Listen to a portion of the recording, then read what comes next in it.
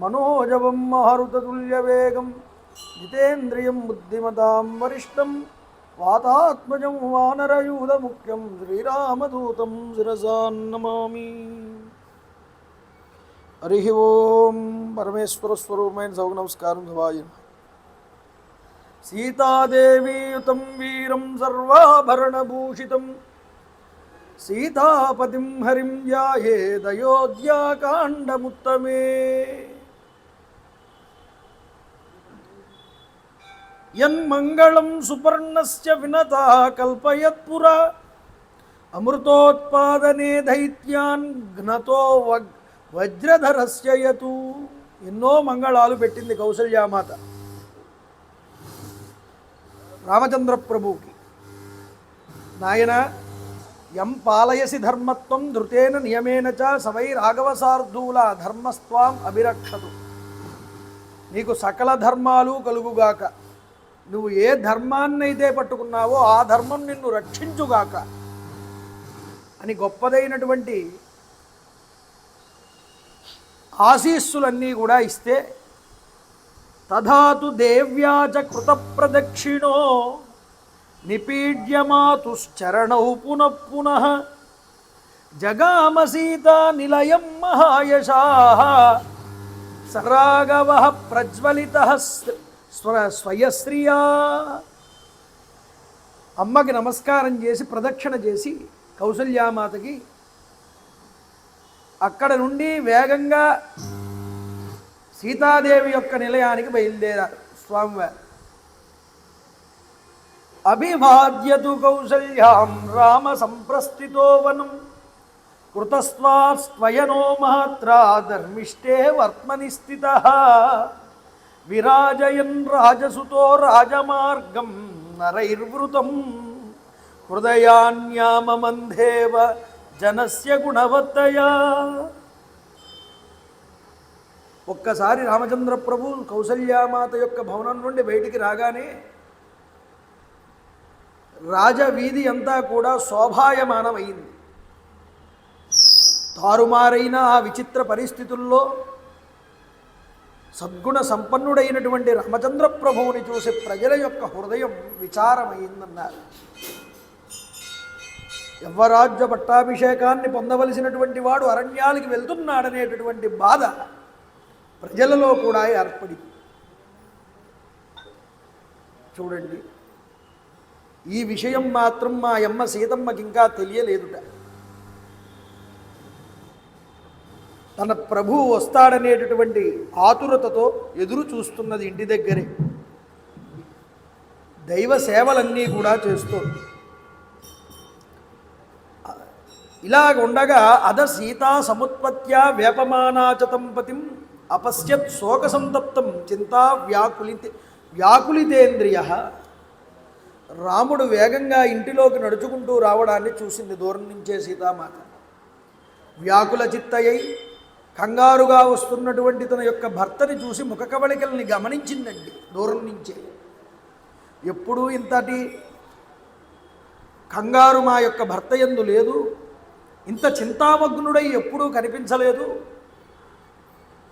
మా యొక్క రామచంద్రుని యొక్క ముఖం ఇలా కనిపిస్తున్నదేమిటా అని వ్యాకుల చిత్త అయినది సీతామాత.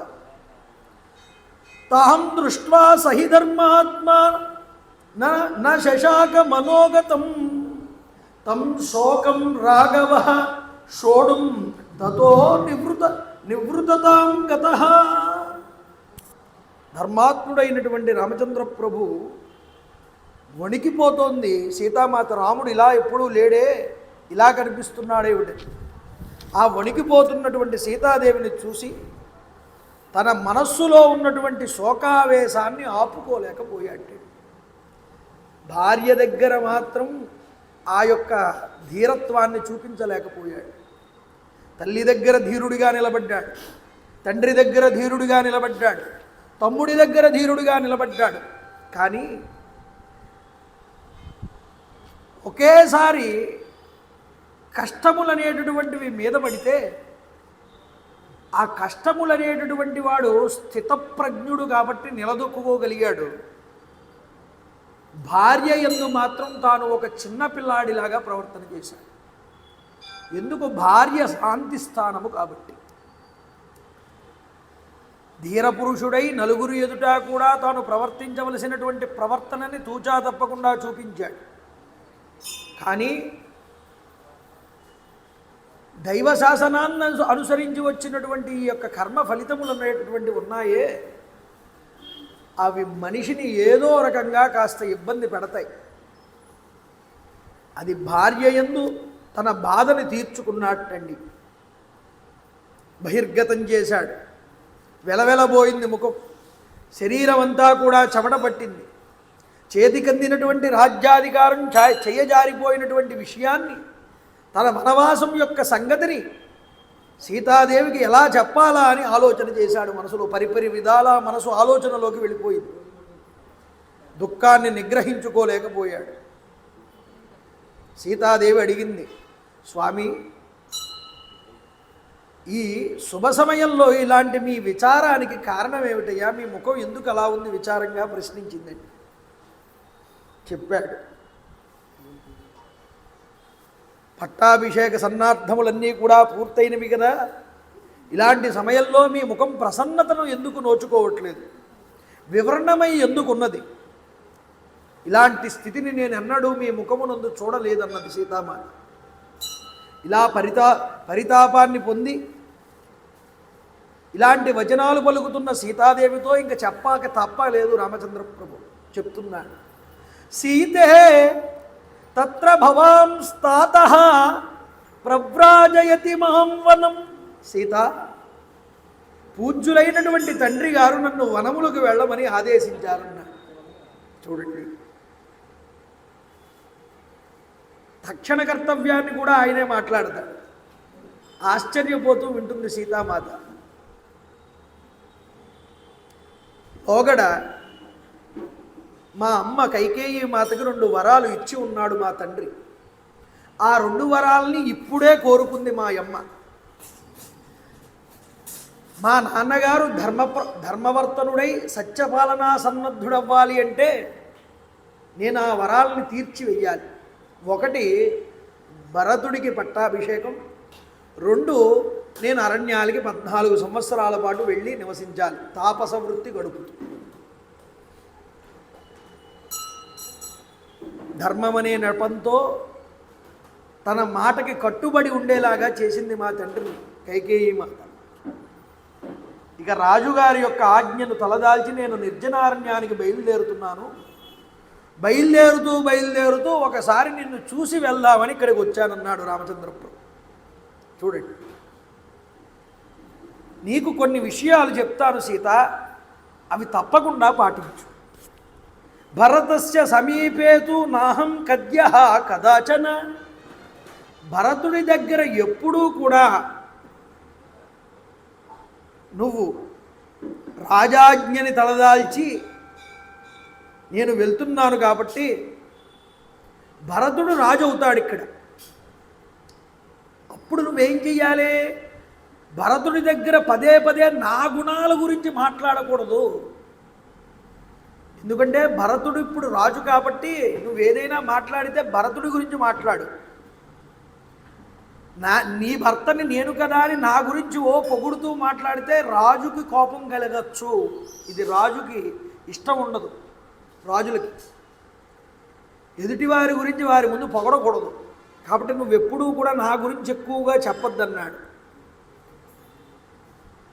ఇక ఊర్మిళ శృతకీర్తులు ఉన్నారు, భరతుడు శత్రుఘ్నుల యొక్క భార్యలు. ఈ ఊర్మిళ శృతకీర్తులు వాళ్ళు ఏది కోరుకుంటే వాళ్ళతో సమానంగా నువ్వేమీ కోరుకోవద్దన్నాడు. వాళ్ళు రాజపత్నికి బాగా సంబంధీకుడైనటువంటి శత్రుఘ్నుడి యొక్క భార్య ఊర్మిళ. ఏమమ్మా, వాళ్ళు పొందే అధికారం కూడా నాకు కావాలనేటటువంటి అధికార దర్పం నీకు వద్దన్నాడు. మునులతో విలసిల్లేటటువంటి వనాలకి వెళ్ళిపోతున్నాను నేను వెళ్ళిన తరువాత వ్రత ఉపవాస దీక్ష నియమాలన్నింటినీ కూడా పాటిస్తూ మనసును సాత్వికంగా ఉంచుకో సీత. మా తండ్రి అయినటువంటి దశరథ మహారాజు గారిని వినమ్రతతో వినయపూర్వకంగా ఆదరపూర్వకంగా సేవించు. మామగారు మా తల్లి అయినటువంటి కౌసల్యాదేవి కూడా చాలా వృద్ధురాలు, ఆవిడ్ని దగ్గరుండి చూసుకో. ఎందుకు? నేను ఆవిడ సమక్షంలో ఉండను, ఆవిడ బాగోగులు చూసుకోవలసింది నువ్వే నా బదులు అని సీతాదేవిని నియమిస్తున్నాడండి రామచంద్ర ప్రభు. ధర్మజ్ఞురాలైనటువంటి నువ్వు ఆమెని ఓదారుస్తూ సేవిస్తూ ఉండమని చెప్పాడు. అంతేకాదండి, తక్కిన తల్లులందరూలాగా కౌసల్యామాత తన యొక్క ఆలన పాలన ప్రేమ సౌహార్దము అనేటటువంటివి అన్నీ కూడా నా మీద ప్రసరింపచేసింది. మిగతా తల్లులు కూడా కౌసల్యాదేవి ఎంత ప్రేమ చూపించిందో అంత ప్రేమని చూపించారు. కౌసల్య యందు ఎంత ప్రేమను నువ్వు చూపిస్తున్నావో మిగతా తల్లుల యందు కూడా అదే ప్రేమని చూపించు. ఒకళ్ళ యందు ప్రేమాభిమానాన్ని ఇంకొకళ్ళ యందు ప్రేమాభిమానాన్ని చూపించకుండా ఉండద్దన్నాడు. చూడండి, భరతుడు శత్రుఘ్నుడు ఉన్నారే, నాకు ప్రాణముల కన్నా ప్రీతి అయినటువంటి వాళ్ళిద్దరూ కూడా. కాబట్టి నువ్వు వారిని తోబుట్టువుల వలె పుత్రుల వలె మిక్కిలి వాత్సల్యంతో ఆదరించు సీత. రాజుల మనోభావాల్ని గుర్తించాలి, వారికి అనుకూలంగా నడుచుకోవాలి, వాళ్ళకి కోపం తెప్పించేలాగా నువ్వు ప్రవర్తించకూడదన్నాడు. అలసట ఎరుగని రీతిగా గౌరవంతో వారిని సేవిస్తూ ఉండాలి. అప్పుడు వారు మన యందు ప్రసన్నులవుతారు, లేకపోతే వారు మన యందు కోపాన్ని ప్రకటిస్తారు. కాబట్టి రాజుల యందు ప్రవర్తించేటప్పుడు ఎలా మసులుకోవాలో ఇక్కడ రాముడు సీతాదేవికి చెప్తున్నాడు. భారతంలో విరాట పర్వంలో దౌమ్యులు వారు చెప్తారు పాండవులకి, రాజసభలో ఎవరు ఎలా ప్రవర్తించాలి, ఇప్పటి వరకు మీరు రాజుల్లాగా ఉన్నారు కాబట్టి మీకు ఎలా ప్రవర్తించాలో తెలియదయ్యా, రాజు కింద పనిచేసేవాడికి ఎలాంటి లక్షణాలు ఉండాలి అని 2 అధ్యాయాలు చెప్తాడండి దౌమ్యుడు. రాజనీతిని బాగా వివరిస్తాడు. అదే రాముడు చెప్తున్నాడు ఇక్కడ కూడా. అనుకూలంగా వారి మనసును ఎరిగి ప్రవర్తించు సీత. యువరాజైనటువంటి భరతుడికి అనుకూలంగా ప్రవర్తిస్తే నీకు సకల సుఖాలు ఇక్కడ దొక్కుతాయి. కాబట్టి ఇక్కడే ఉండమన్నాడు. నేను దండకారణ్యానికి వెళ్తానన్నాడు. ఇలా చెప్తున్న రాముడు కేసి ఆశ్చర్యంగా చూసిందిటండి సీతామాత. కిమిదం భాషసే రామ వాక్యం లఘుతయా ధ్రువం, మాట్లాడుతున్నది నారాముడేనా అని అడిగిందిట సీతామాత. ఇంత అర్ధరహితమైనటువంటి మాటలు ఎలా పలుకుతున్నావు రామ? ఎప్పుడు మునుపెన్నడు ఇలాంటి మాటలు నీ నోటి నుండి నేను వినలేదు. రాజకుమారుడమైనటువంటి నువ్వు ఇలా మాట్లాడడం భావ్యం కాదన్నది. చూడండి, ఇప్పటి వరకు రాముడు చెప్పాడు ధర్మాన్ని తల్లికి సోదరుడికి. ఇప్పుడు మా అమ్మ సీతమ్మ డైరెక్ట్గా రాముడితో చెప్తుంది ఈ విషయాన్నంతటి. ఒక స్త్రీనైనటువంటి నాకే నువ్వు మాట్లాడేటటువంటి మాటలు నవ్వు తెప్పిస్తున్నాయి. ఆర్యపుత్ర పితా మహతా భ్రాత పుత్రస్తదా స్నుష స్వాని పుణ్యాని భుంజానా స్వం స్వం భాగ్యముపాసతే. లోకంలో ఓ ఆర్యపుత్ర రామ, తండ్రి తల్లి సోదరులు పుత్రులు అలాగే కోడలు మొదలైన వాళ్ళందరూ వాళ్ళు చేసినటువంటి పాపపుణ్యాలు ఉంటాయే వాటినంటింటినీ వాళ్ళకి వాళ్ళే మోసుకుంటారు, చివరి వరకు తీసుకెళ్తారు. ఒకళ్ళు చేసిన పాపపుణ్యాలు మరొకళ్ళు అనుభవించడానికి ఉండదు. కానీ భర్తుర్భాగ్యంతో భార్యైక ప్రాప్నోతి పురుషర్షభ. భర్త సంపాదించిన ధర్మంలో యశస్సులో ప్రతి దాంట్లో కూడా భార్యకి భాగ్యం ఉంటుంది, పక్కన ఒక ప్లేస్ ఉంటుందంది. అతశ్చైవాహమాదిష్ట వనే సప్తావ్యమిత్యసి. మహారాజు నీకు ఇచ్చినటువంటి ఆదేశం ఉన్నదే, ఈ ఆదేశం అనేటటువంటి ధర్మం అనేటటువంటిది ఉన్నదే, అది నీకే కాదు, నిన్ను వెళ్ళమంటే నన్ను కూడా వెళ్ళమన్నట్టే లెక్క. అది నాకు కూడా వర్తిస్తుంది. కాబట్టి నీతో కలిసి నేను కూడా అరణ్యానికి వస్తాను. నా పిత నా ఆత్మజోవా ఆత్మ నా మాత నా సఖీజన ఇహ ప్రేత్యాజ నారీణాం పతిరేకో గతిస్సదా. ఎంత గొప్ప మాట చెప్పిందో చూడండి సీతామాత.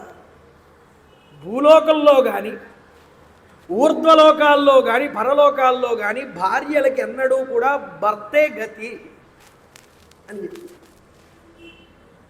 ఏ పూజలు చేసినా, ఏ వ్రతాలు చేసినా, ఎన్ని దేవతల్ని ప్రార్థన చేసినా భర్త యొక్క అనుగ్రహాన్ని కనుక భార్య నోచుకోకపోతే ఆవిడ జీవితం పరిపూర్ణం కాదండి. ఇదే మాట తల్లికే చెప్పాడు రాముడు నిన్న. ఈ మాట, అమ్మా భర్త ఇంటిలో ఉండగా కొడుకుని వెంట పెట్టుకుని వెళ్ళిపోతానంటావేమిటి? భర్తకి సేవ చేయకుండా ధర్మార్థ కామకలు తాత లోకే సమీక్షిత ధర్మఫలోదయేషు ఏతత్ర సర్వే సూర సంశయం మే భార్యేవస్య అభిమత సుపుత్ర అని గొప్ప వివరణ ఇచ్చిన రాముడు ఇప్పుడు సీతమ్మని తనతో రావద్దని, ఇక్కడే ఉండి సేవ చేయమని తల్లిదండ్రులకి, తన తల్లిదండ్రులకి అత్తమామల్ని జాగ్రత్తగా చూసుకోమని ఎందుకు చెప్తున్నాడు? ఇది రాముడి యొక్క హృదయం అండి, పట్టుకోవాలి మనం. రామాయణంలో రాముడు ఏది కూడా ఎదుటివారిని ఇది నా కోసం నువ్వు చెయ్యి అని అనడు. భగవంతుడు కూడా అడగడు మనల్ని ఇది చెయ్యండి అని. నిర్లిప్తుడై నువ్వు ఏది చేసినా దానికి సాక్షిగా ఉంటాడు భగవంతుడు అంతే. కానీ ఆ చొరవ తీసుకోవాల్సింది ఎవరు అంటే మనం తీసుకోవాలి. అప్పుడే కదా నిజానికి నీ ప్రేమ, నీ ధర్మం ప్రకటితం అవుతాయి. అప్పుడు నీ ధర్మం ఏమిటో, నీ ప్రేమ ఏమిటో బయటపడుతుంది. రాముడు ఉన్నాడండి, భార్యగా తనని స్వీకరించాడు. భర్త ధర్మం ఏమిటో తాను ఆచరించాలి. భార్య ఆచరించేటటువంటి ధర్మాన్ని తన యొక్క అభిప్రాయానికి విడిచిపెట్టాలి. నిజానికి తనకి క్షేమం కాదు అనుకున్నప్పుడు, అతను ఇబ్బంది పడుతుంది అనుకున్నప్పుడు చెప్పచ్చు, ధర్మం తప్పులేదు.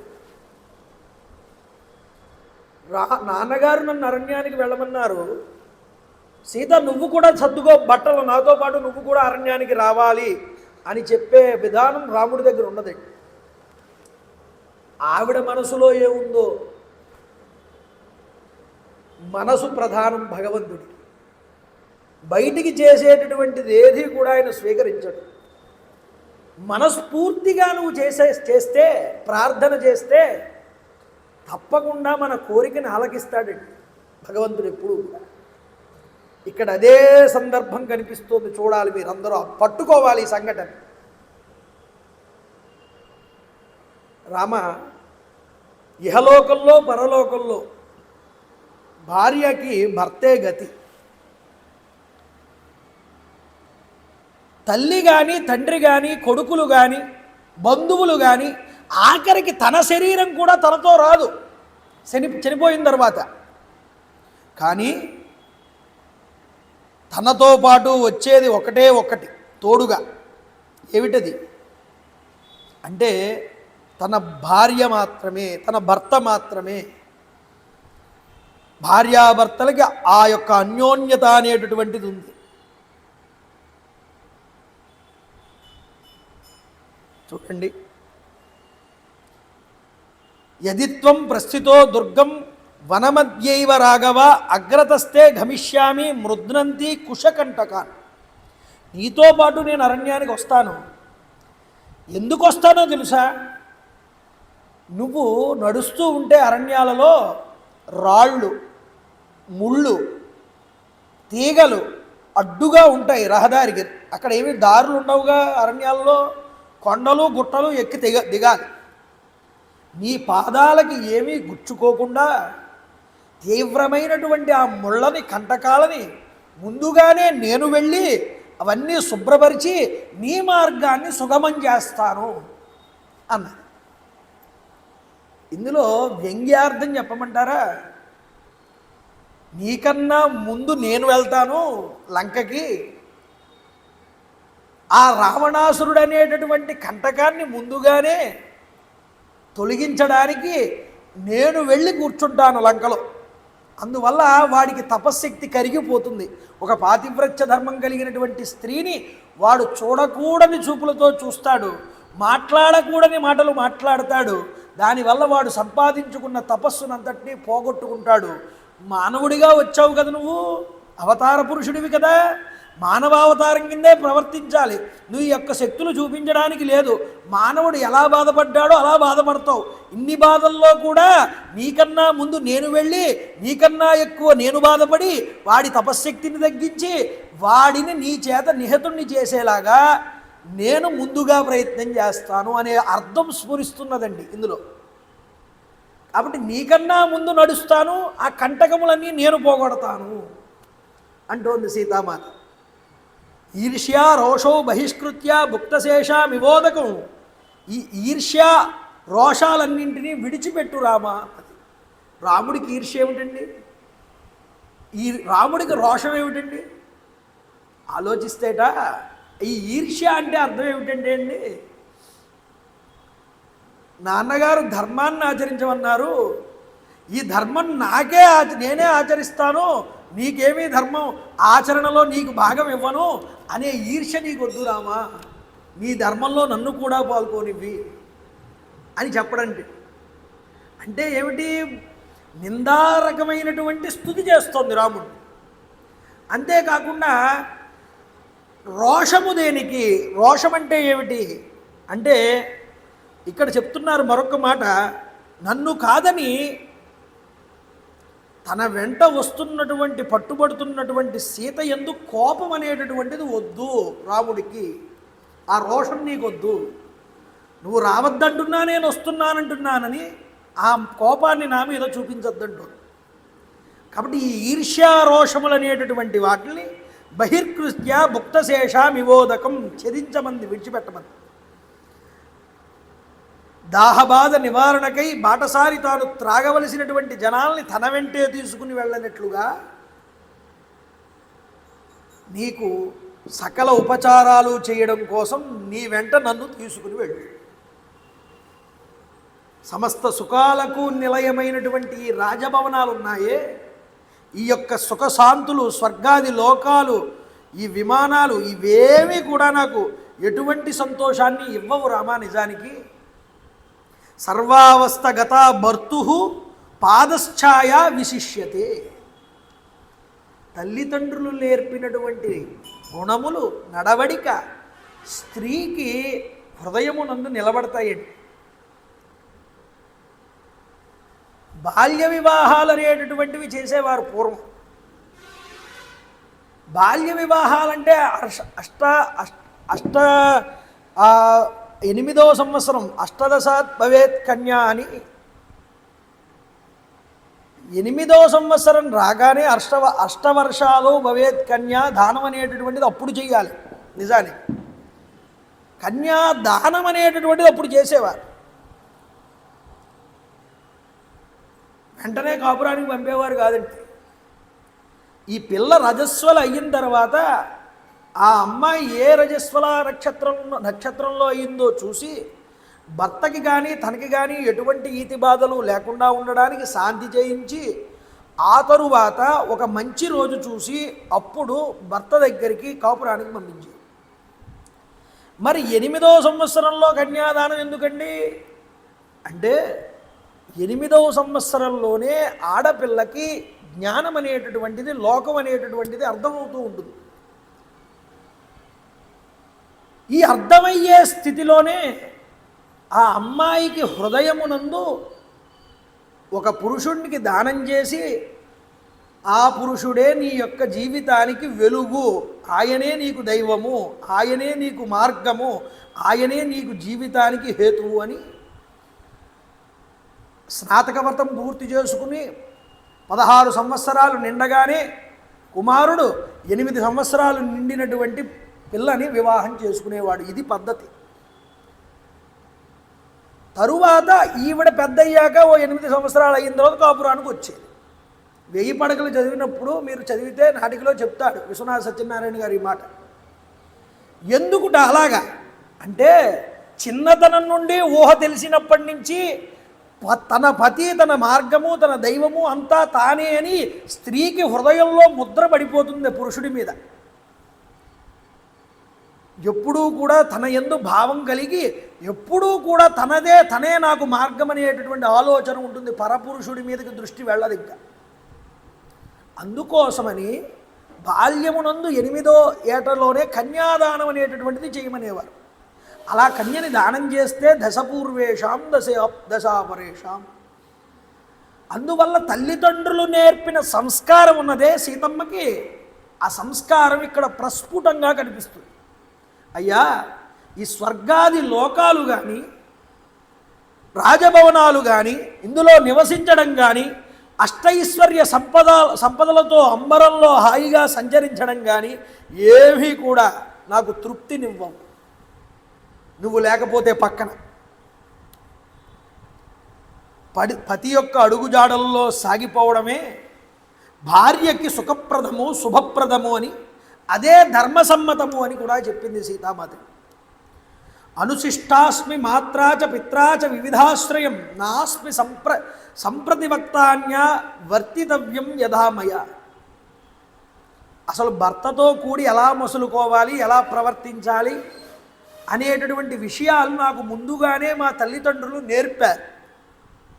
అంతేకాదు అత్తమామల యందు ఎలా ప్రవర్తించాలి, మరుదుల యందు ఎలా ప్రవర్తించాలి, కుటుంబ సభ్యులతో ఎలా మెలగాలి, ఇవన్నీ వీటి యందు నేను సుశిక్షితురాలని శిక్షణ పొంది వచ్చాను నీ దగ్గరికి. రామా, నాకేమీ నేర్పకుండా పంపలేదు మా తల్లిదండ్రులు నీ దగ్గరికి వచ్చినప్పుడు. నాకన్నీ మా అమ్మగారు నాన్నగారు చెప్పే పంపించారు. ఏది ధర్మమో ఏది ధర్మం కాదో నీకు తెలిసినంత నాకు తెలియకపోవచ్చేమో, కానీ నాకు కూడా కొంత నేర్పారు మా తల్లిదండ్రులు అన్న విధంగా చెప్పిందండి సీతామాత. చూడండి, పుట్టింటిలో ఎంత సుఖంగా ఉంటానో నీతో ఉంటే వనాల్లో కూడా అంత సుఖంగాను నేను ఉండగలను. శుశ్రూషమాణాతే నిత్యం నియత బ్రహ్మచారిని. నియమనిష్టలతో బ్రహ్మచర్యాన్ని పాటిస్తూ తాపసవృత్తి గడుపుతూ నిత్యము కూడా నీకు శుశ్రూషలు చేయడం కన్నా నాకు గొప్పదైన విషయం మరొకటే ఉంది. నేను అలా ఉంటానన్నది. త్వంహి శక్తో వనేకర్తుం రామం సంపరిపాలనం అన్యస్యాపి జనస్యేహ కిం పునర్మమ మానధ. అరణ్యాలలో నువ్వు ఉంటే అరణ్యాల్లో తాపసవృత్తి గడిపేటటువంటి మునులందరికీ నువ్వు రక్షకుడిగా ఉంటావు. ఇక నా రక్షణ గురించి నీకు చెప్పడం వేరేగా చెప్పడం ఏముందయ్యా? అంతమందిని కాపాడేవాడివి నన్ను చూసుకోలేవా? భార్యని ఇంత రక్షణగా చూసుకోగలవో నీకన్నా నాకు బాగా తెలుసా. చూడండి, ఇచ్చామి సరితశైలం పల్వలాని వనానిచ ద్రష్టుం సర్వత్ర నిర్భీత త్వయా నాదేన ధీమత. నువ్వు నా చెంతనుంటే చాలయ్యా, ఎక్కడికైనా సరే నిర్భయంగా వచ్చేస్తానన్న సీతామాత. నదీ తీరాల యందు, పర్వత ప్రాంతాల యందు, నీటి మడుగుల యందు, వివిధమైనటువంటి వనాల యందు నేను దర్శించాలనేటటువంటి ఉత్సాహంతో ఉన్నాను. వాటినన్నింటినీ కూడా నీతో కలిసి. ఆ కోరిక ఇలా తీరుతోందేమో అనుకుంటున్నాను నేను. తండ్రి గారు నిన్ను వనాలకి వెళ్ళమనడం తప్పు కాదు, నువ్వు ధర్మాత్ముడిగా వనాలకి వెళ్తాననడము కూడా తప్పు కాదు. కానీ ఎక్కడ తప్పు చేస్తున్నావో తెలుసా? నీ భార్యని నీతో తీసుకువెళ్లకుండా నువ్వు తప్పు చేస్తున్నావు. నీతో ఇలా ఎంతకాలం? 14 సంవత్సరాలు ఏమిటి రామా? కావాలనుకుంటే నీతో 100,000 సంవత్సరాలైనా నువ్వు నా పక్కనుంటే ఎంతకాలమైనా తెలియకుండానే నేను గడిపేయగలను సీతమ్మ. చూడండి, స్వర్గేపి చ వినా వాసో భవిత ఎదిరాగవ త్వయా మమ నరవ్యాగ్ర నాహం తమసి రోచతే. మీరు లేకపోతే నా పక్కన స్వర్గ సుఖాలు కూడా నాకు విరక్తిని కలిగిస్తాయి, నాకు అక్కర్లేదని, నేను ఇష్టపడనని. మీ వెంటే ఉండడం తప్ప నాకు ఇంకేమీ అక్కర్లేదని.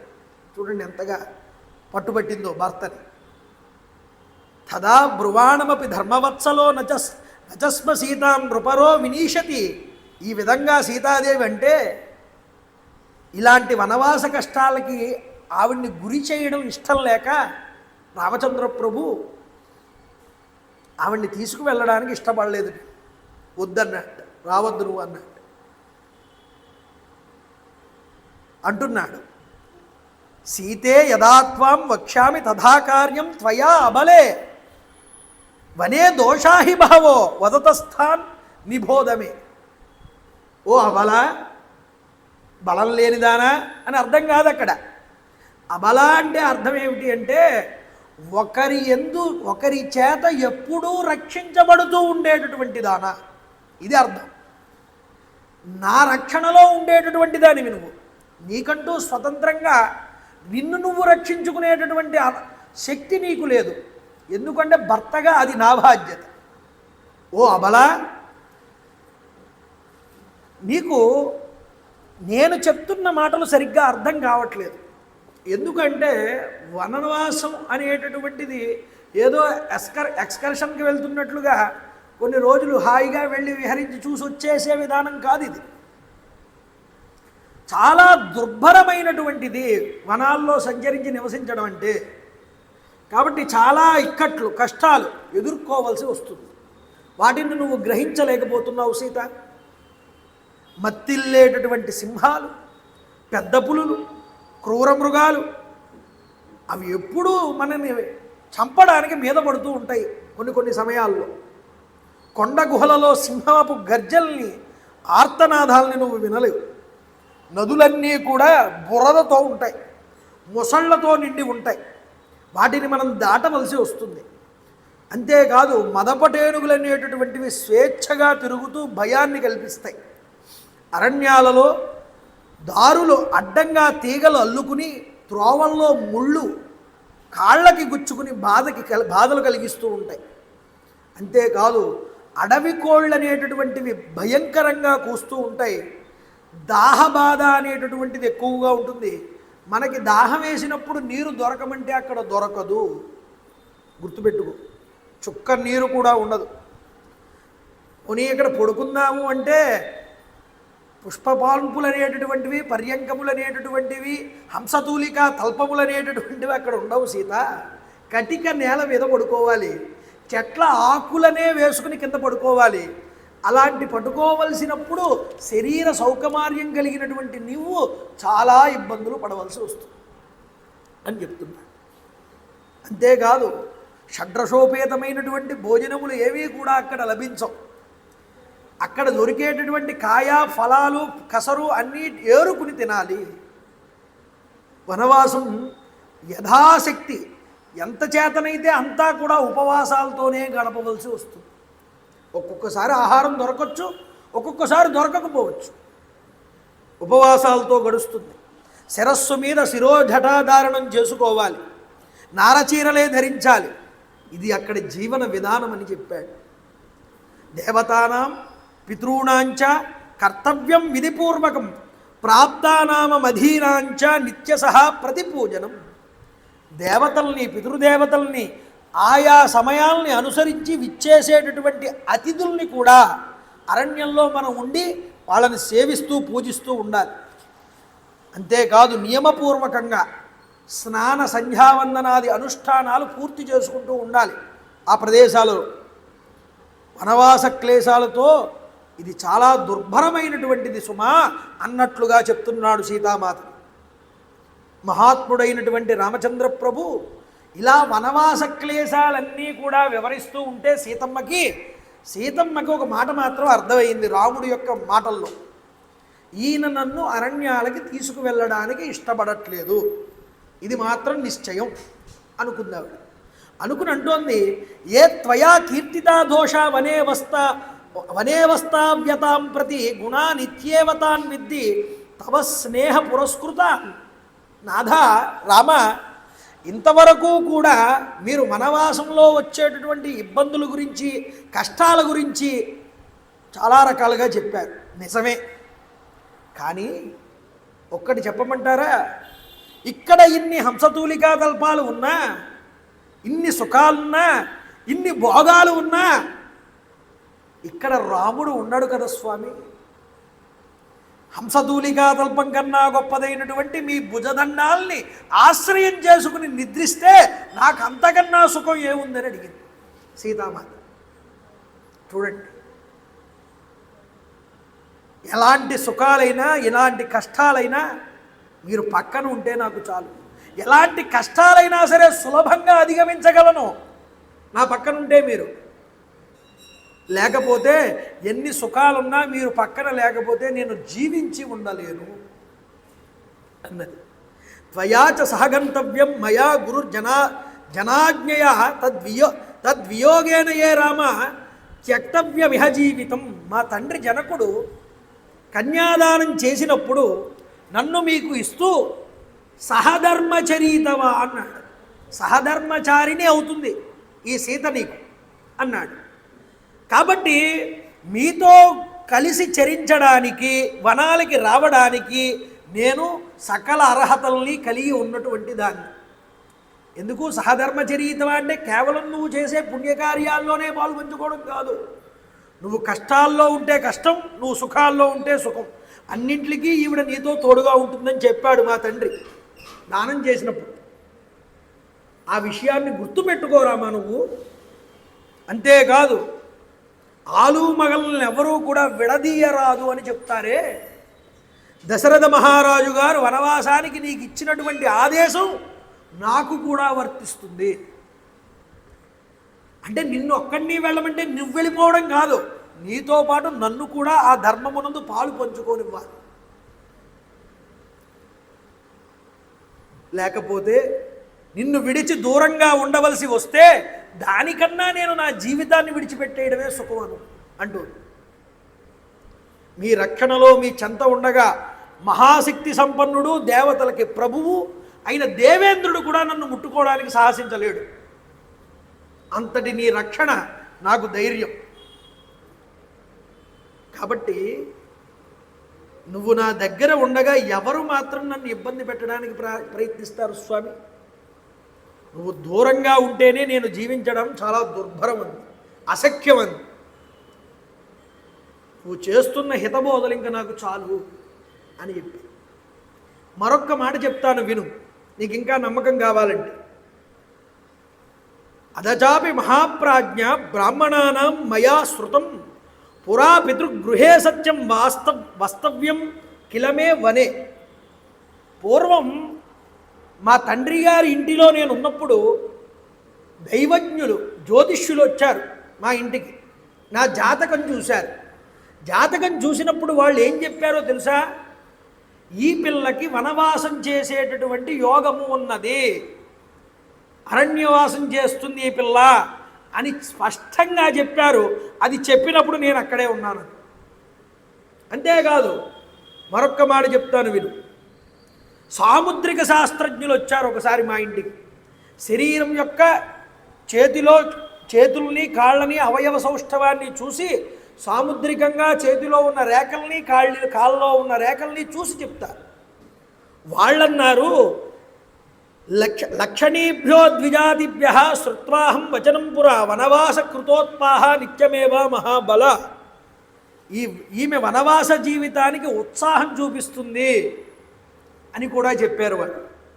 ఇవన్నీ కాదండి, ఇంకొక మాట అన్నారు. కన్యయాచ పితుర్గేహే వనవాస శృతోమయ భిక్షిణ్యా సాధువృత్తాయ మమ మాతుర్హాగ్రత ప్రసాదితశ్చ వై పూర్వం త్వం వై బహువిధం ప్రభో గమనం వనవాసస్య కాంక్షితం హి స్వయా సహాత్వయ. పూర్వం ఒక భిక్షువు మా ఇంటికి వచ్చాడు. భిక్షువు మా ఇంటికి వచ్చి భిక్ష స్వీకరించి మా తల్లిగారితో ఒక మాట చెప్పాడు. ఆ మాటను నేను విన్నాను. ఏమిటి అంటే, అమ్మా ఈవిడికి ఈ పిల్లకి వనవాసం చేసేటటువంటి స్థితి ఉన్నది అని మా తల్లితో చెప్తూ ఉండగా ఆ భిక్షువు నేను విన్నాను అని చెప్పింది. ఇది మామూలు వాల్మీకి రామాయణంలో కనిపిస్తుంది.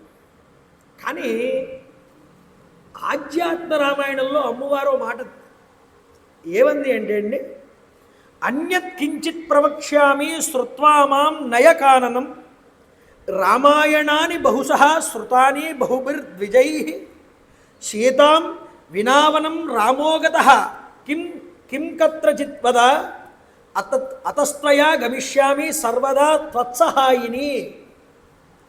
నేను పూర్వం మా ఇంటిలో చాలామంది పండితులు చెప్పిన రామాయణాలు విన్నాను.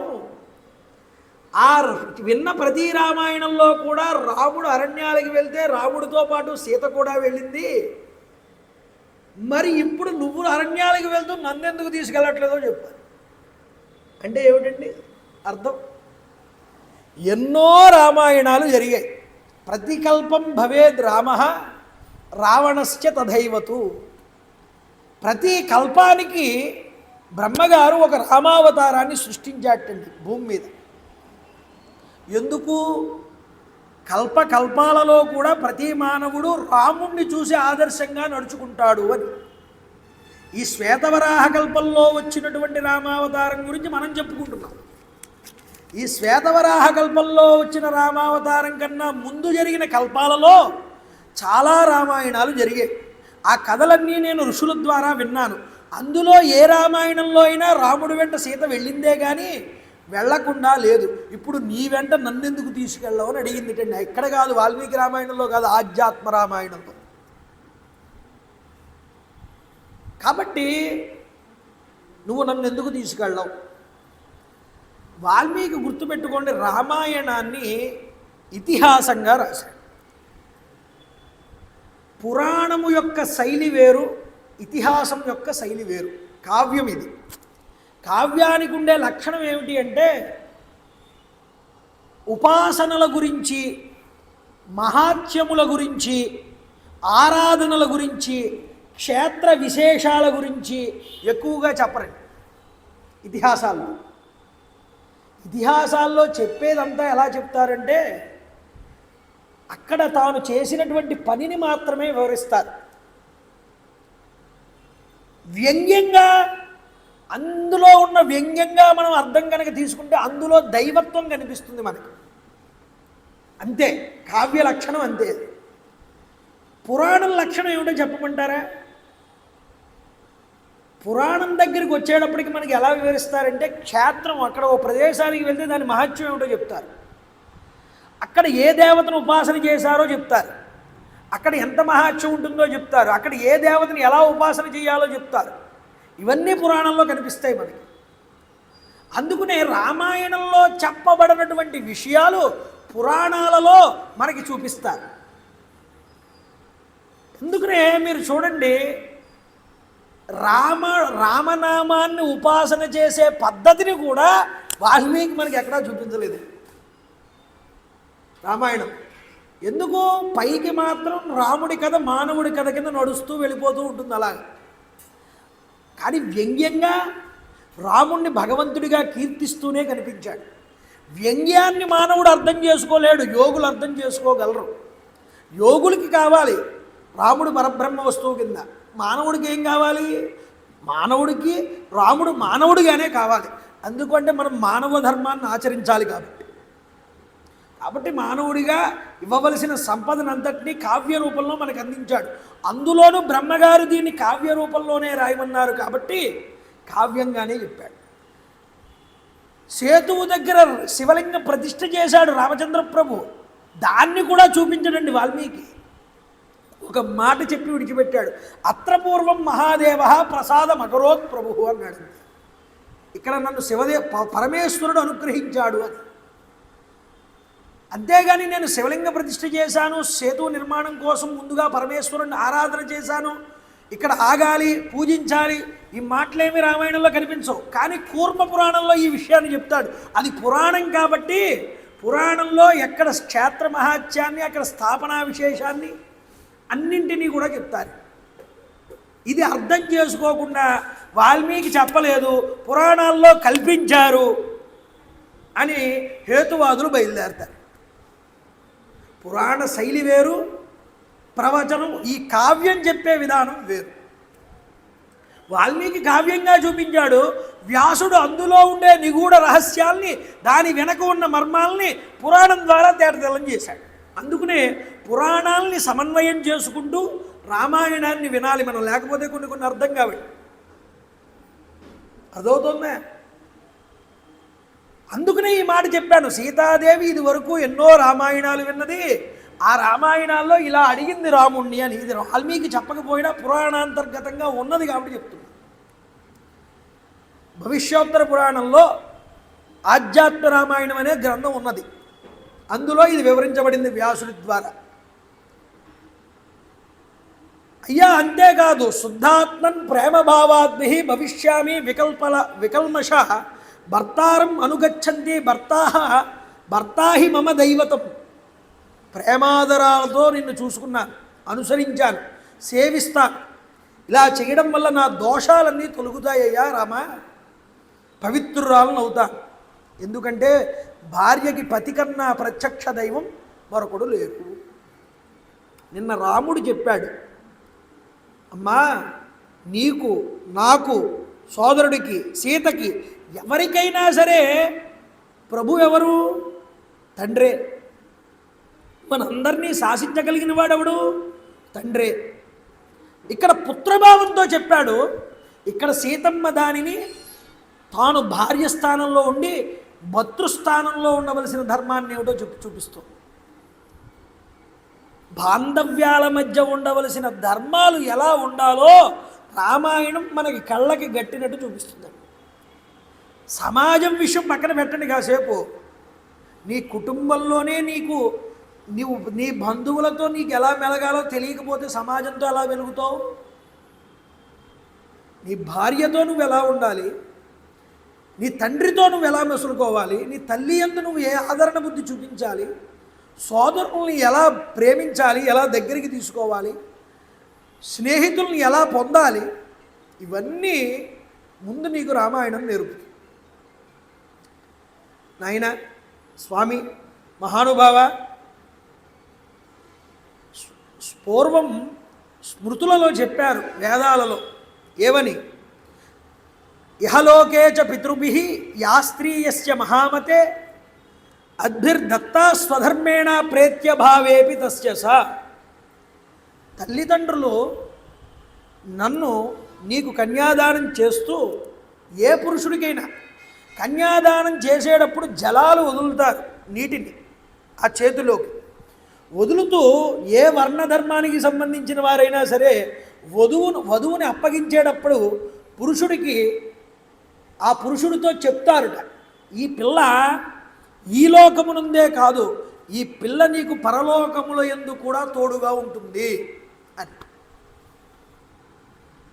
అలా చెప్తున్నప్పుడు ఇలాంటి వేదవాక్యాలన్నింటినీ అనుసరించి ప్రమాణంగా తీసుకుని, మా తండ్రి జనకుడు దానాన్ని ఇస్తూ నన్ను నీకు దానజలపూర్వకంగా నీకు విడిచిపెట్టాడే, ఆ విడిచిపెట్టేటప్పుడు నేను సౌశీల్యవతిని కాబట్టి, పతిసేవా పరాయణురాలిని కాబట్టి, నీకు అర్ధాంగిని కాబట్టి నిన్ను అనుసరిస్తాను అని మా తండ్రి చెప్పినటువంటి మాటని ఇప్పుడు నేను నెరవేర్చుకోవాలి, లేకపోతే నేను ధర్మాన్ని విడిచిన దాన్ని అవుతాను. కాబట్టి మీతో నన్ను రావడానికి అనుమతించు రామా అని అడిగి. చూడండి, నీ యందు నేను భక్తి శ్రద్ధలు కలిగిన దాన్ని, పతివ్రతను, నీ వెంట రావడానికి దీనురాలనై నిన్ను వేడుకుంటున్నాను, నీ సుఖదుఖాలలో భాగస్వామినై నన్ను అన్నది. నీ వెంటకొని పోవడానికి ఒకవేళ నువ్వు సమ్మతించకపోతే నేను వృషాన్ని త్రాగుతాను, అగ్నిలో ప్రవేశిస్తాను, నీటిలో దూకుతాను, మృత్యుదేవతని చేరుకుంటాను. నువ్వు గనక నన్ను అనుమతించకపోతే, వనాలకి నన్ను నీ వెంట తీసుకుని పో అంటూ సీతాదేవి ఎంతగా బ్రతిమాలినా ఇలాగా నానా రకాలుగా అడిగింది. రాముడు ఒప్పుకోలేదు. చూడండి, భగవంతుడు ఎంతో పరీక్ష పెడతాడు. ఆ పరీక్షకి నువ్వు నిలబడాలి. ఆ పరీక్షకి నువ్వు తట్టుకోగలిగితే అప్పుడు ఆయన నిన్ను స్వీకరిస్తాడు. ఎందుకని? నీ హృదయము నిర్మలంగా ఉందా లేదా, పరిశుద్ధమైన హృదయం ఉందా లేదా నీకు, అది చూస్తాడు. భగవంతుడికి కావాల్సింది నీ కేడరు కాదు, భగవంతుడికి కావాల్సింది నీ చంచలమైన భక్తి విశ్వాసం. ఒక ఒక రైల్వే స్టేషన్లో టికెట్ కలెక్టర్ గారు ఉన్నారండి. ఒక పైల్వాన్ వచ్చాడు స్టేషన్లోకి. అప్పుడే 10 మంది వస్తాదుల్ని కొట్టి చితకబాది స్టేషన్లోకి వచ్చాడు. అయ్యా టికెట్ ఏదేని అడిగాడు టికెట్ కలెక్టర్. నన్ను టికెట్ అడుగుతావేమిటి, నేను పహిల్వాన్ని ఇప్పుడే 10 మందిని కొట్టొచ్చాను అన్నాడు. నువ్వు ఎవరిని కొట్టొస్తే నాకెందుకయ్యా, నువ్వు స్టేషన్లోకి వచ్చావు అడుగు పెట్టావంటే టికెట్ కావాలి, టికెట్ ఉందా లేదా అని అడిగాడు. లేదు పక్క నుంచో అన్నాడు. ఇంకొక వాడు వచ్చాడు, టికెట్ అండి అని అడిగాడు. మీరు నన్ను టికెట్ అడుగుతారేమిటి, నేను పండితుడిని అన్నాడు. నువ్వు పండితుడైతే ఎవడికి కావాలి, నువ్వు పండితుడు కాకపోతే ఎవడికి కావాలి, నువ్వు ఎన్ని శాస్త్రాలు చదివితే నాకెందుకు, నువ్వు నాకు ఇవ్వాల్సింది స్టేషన్ టికెట్, అది ఉందా లేదా నీ దగ్గర, లేకపోతే పో బయట. అడుక్కునేవాడు వచ్చాడండి. తరువాత భిక్షాటం చేసుకునేవాడు. వాడు టికెట్ ప్లాట్ఫామ్ టికెట్ తీసుకుని లోపలికి వస్తున్నాడు. అయ్యా మీ టికెట్ ఉందా అని అడిగాడు స్టేషన్కి వెళ్ళాడు. అదిగోండి ఉందన్నాడు. ఇలా చూపించాడు. సార్ రండి సార్ లోపలికి అన్నాడు. వీడు ఎంత పండితుడైనా స్టేషన్లోకి వీడు వస్తే వీడి పాండిత్యం పనికి రాలేదు. వీడు ఎంత పైల్వానైనా వీడు స్టేషన్లో అడుగు పెడితే వాడి యొక్క బలం పనికి రాలేదు. మరి ఏది పనికి వచ్చింది అక్కడ, టికెట్ పనికి రావాలి. వాడు భిక్షగాడైనా వాడిని అనుమతించారు. అలాగే నేను సీఎం కేడర్ని చేశానండి భూమి మీద, నేను ఎమ్మెల్యే చేశానండి, లేకపోతే నేను ఇంత మంత్రి పదవిని అనుష్ఠించాను, నాకు స్పెషల్ సీట్ కావాలంటే స్వర్గంలో నీకు రాదు. భగవంతుడి దగ్గర నీకు కావలసింది అచంచలమైన విశ్వాసము భక్తి. అది ఉందా లేదా చూస్తారు పైన. అది లేదా నువ్వు ఎంత గొప్పవాడివైనా భూమి మీద అవన్నీ డోంట్ కేర్, పక్కకుండంటారు. కాబట్టి మనం సంపాదించుకోవాల్సింది ఏమిటండి, భగవంతుడి మీద దృష్టి, ఆయన దృష్టి మన మీద పడేలా చూసుకోవాలి. అదవుతోందా?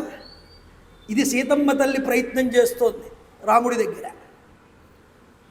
అక్కర్లేదు నువ్వు రాకూడదన్నాడు రాముడు. మళ్ళీ ఒప్పుకోలేదు. అమ్మవారికి విపరీతమైన కోపం వచ్చిందండి భర్త మీద. అంటోంది కోపంలో, కింత్వా అమన్యత వైదేహ పితామే మిథిలావధిప రామా జామాతరం ప్రాప్య స్త్రియం పురుష విగ్రహం.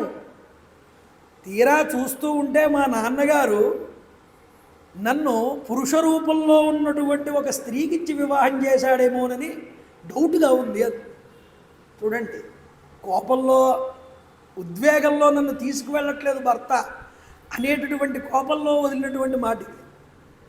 ఆవిడంటోంది, అనృతం బతలోకేయం అజ్ఞానాద్యద్య వక్షసి తేజో నాస్తి పరం రామే తపతీవా దివాకరే. నువ్వు నన్ను నీ వెంట వనాలకి కనుక తీసుకుపోకపోతే లోకం రాముడు పరాక్రమహీనుడు అని అనుకుంటారు రేపన్న రోజు అందరూ కూడా నీ గురించి. అప్పుడు వారు ప్రకాశిస్తున్నటువంటి సూర్యుడిలో ఉన్న ఆ యొక్క వెలుగు తేజస్సు రాముడిలో లేదని పలుకుతూ ఉంటారయ్యా రామ. అలా అనుకోవడం నాకు ఎటువంటిగా ఇష్టం లేదు. నీ మనసులో ఏదో గిలి పెట్టుకున్నావు, బాధపడుతున్నావు, అది ఏమిటో నువ్వు నాకు చెప్పట్లేదు. నీ భయానికి ఏంటి కారణం, నన్ను ఎందుకు తీసుకెళ్ళనంటున్నావు? నిన్నే ఉన్నటువంటి నన్ను ఎందుకు ఇక్కడే వదిలేస్తానంటున్నావు? పతివ్రతనైనటువంటి నన్ను ఎందుకు నీ ఆజ్ఞల చేత కట్టుబడేలాగా చేస్తున్నావు? సత్యవంతుణ్ణి ఏ విధంగా సావిత్రి అనుసరించిందో అలా నీ వెంట నన్ను అనుసరించేలాగా నాకు అనుజ్ఞ ఇవ్వమన్నది. మహాత్మా, నేను వంశానికి అపకీర్తి తెచ్చేదాన్ని కాదయ్యా. మనస్సులో నిరంతరం నిన్నే ధ్యానిస్తూ ఉంటాను. నీ ధర్మపత్నిని, నీ ఆశ్రయమునందు ఉన్నటువంటి దాన్ని, అందున నేను యవ్వనవతిని రామ. పైగా ఇంతకాలం నీతో కాపురం చేస్తూ ఉన్నటువంటి దాన్ని, ఇలాంటి నన్ను ఒక స్త్రీగా ఏకాకిని చేసేసి ఇక్కడ వదిలిపెట్టేసి వెళ్ళిపోతాను అంటే అది ఎంతవరకు భావ్యమో నువ్వే చెప్పు. అలా అప్పగిస్తావా ఇంకొకళ్ళకి నన్ను? రామ, నాకు సమాధానం చెప్పమని. భరతుడి పట్టాభిషేక నిమిత్తమై అతని హితానికై నువ్వు వనాలకి వెళ్ళవచ్చు. నన్నిచట ఉండమనడం కంటే నీ వెంట ఉండి ఆయనకి అనుకూలుడవై అతనికి తోడ్పాటు చేయడం మంచిది కదా. ఒకవేళ నన్ను నీతో తీసుకువెళ్ళని పక్షంలో నువ్వే ఇక్కడ ఉండిపోయి భరతుడికి అనుకూలంగా ఉండు. అప్పుడు నేను నీతోనే ఉంటానుగా. లేదు నువ్వు అరణ్యాలకే వెళ్ళాలంటావా, నన్ను కూడా తీసుకువెళ్ళు. ఈ రెండిట్లో ఏదో ఒకటే చేయి రామా. స్వామి, నువ్వు స్వయంగా తెచ్చిచ్చినటువంటి ఆకులు, కందమూలాలు, పండ్లు మొదలైనటువంటివన్నీ కొంచెంగా అయినా సరే, సమృద్ధిగా అయినా సరే, ఎలా ఇచ్చినా అవి కొద్దిగా తెచ్చినా ఎక్కువ తెచ్చినా అవి నాకు అమృత తుల్యాలే అని. ఆ కందమూల ఫలాలనే పంచభక్ష పరమాణాలుగా తింటాను నేను. వనవాసానికి వెళ్ళినప్పుడు నా తల్లిదండ్రుల గురించి కానీ సుఖభోగాల గురించి కానీ ఎన్నడూ నేను స్మరించను. ఆ ఋతువుల్లో లభించే ఫలాలు, పుష్పాలు అన్నింటినీ నేను తింటాను స్వీకరించుకుని. నాథా, నీతో పాటు అరణ్యాలకి నన్ను కూడా తీసుకువెళ్తే అది నాకు స్వర్గంతో సమానము అని చెప్పి, ప్రభు నువ్వు నన్ను ఇక్కడ విడిచిపెట్టి వనాలకి వెళ్తే కనుక ఆ పిమ్మట దుర్భరమైనటువంటి నీ ఎరబాటు కారణంగా నేను జీవితాన్ని జీవించి ఉండడం అనేటటువంటిది అసంభవం అని చెప్పింది. ఈ విధంగా సీతాదేవి దీనంగా విలపిస్తూ ఉండగా రామచంద్ర ప్రభు కరిగారు ఆవిడ మాటలకి. ఇప్పుడు చెప్తున్నాడు చూడండి, రాముడి మనసులో ఉండే ఉద్దేశ్యం చివరిలో చెప్తాడు. ఎప్పుడు ఆయన అంటాడైనా, తాం పరిష్యద్వ బాహుభ్యాం విసంజ్ఞామివ దుఃఖితాం ఉవాచ వచనం రామ పరివిశ్వాసయంస్తదా. సీతాదేవిని తన కౌగిలిలోకి తీసుకున్నట్ట దగ్గరికి రామచంద్ర ప్రభు తీసుకుని 2 కళ్ళు తుడిచాట. కళ్ళంపట నీళ్లు వస్తుంటే తుడిచి ఓదార్చాట. ఓదార్చి అంటున్నాడు రాముడు సీతాదేవితో, నా దేవి తవ దుఃఖేన స్వర్గమప్యాభిరోచయే నహిమే అస్తి భయం కించిత్ స్వయంభో రివసర్వత. దేవి, నీ దుఃఖాన్ని విడిచిపెట్టు. నీ దుఃఖానికి హేతువైనటువంటి స్వర్గము కూడా నాకు అక్కర్లేదన్నాడు రాముడు. స్వర్గానికి వెళ్తే కూడా నువ్వు దుఃఖపడతావంటే అలాంటి స్వర్గం నాకు అక్కర్లేదన్నా. చూడండి, బ్రహ్మదేవుడిలాగా నేను కూడా ఎవ్వరికీ భయపడను ఏమాత్రం. అరణ్యాలలో నిన్ను కాపాడుకోవడానికి నేను సర్వ విధాలుగా సమర్థవంతుణ్ణే. కానీ నిన్ను ఎందుకు మాటికి వద్దు నువ్వు రావద్దు, నువ్వు ఇక్కడే ఉండు అని ఎందుకు అనవలసింది వచ్చిందో తెలుసా సీత? వాసంన రోచతే అరణ్యే శక్తిమానపి రక్షణే తవ సర్వమభిప్రాయం అవిజ్ఞాయ శుభాననే. వనవాస విషయంలో నీ మనసులోని అభిప్రాయాన్ని పూర్తిగా గుర్తించలేదు నేను. అలా గుర్తించకపోవడం వల్ల నీ యొక్క ప్రయాణానికి నేను సుముఖతను చూపించలేదు. అంటే ఏమిటి, రేపు అన్న రోజును తీసుకువెళ్ళిన తర్వాత అరణ్యాలకి అనవసరంగా వచ్చాను నీతో, ఇంటి దగ్గర ఉన్నా బాగుండేది, ఈ కష్టాలన్నీ నేను అనుభవించలేకపోతున్నాను. మీ తండ్రి గారు నిన్ను వెళ్ళమంటే నన్ను కూడా తోడుగా తీసుకొచ్చావు, అలా భావన చేస్తారేమో అని ఒకవేళ ఆ భావం అవతల వాళ్ళల్లో కలగకూడదని రాముడు ముందుగా పరీక్ష పెడతాడు. ఇక్కడే కాదు, కొద్దిగా ముందరికి వెళ్ళిన తర్వాత కథాభాగంలో లక్ష్మణుడిని కూడా పరీక్షిస్తాడు.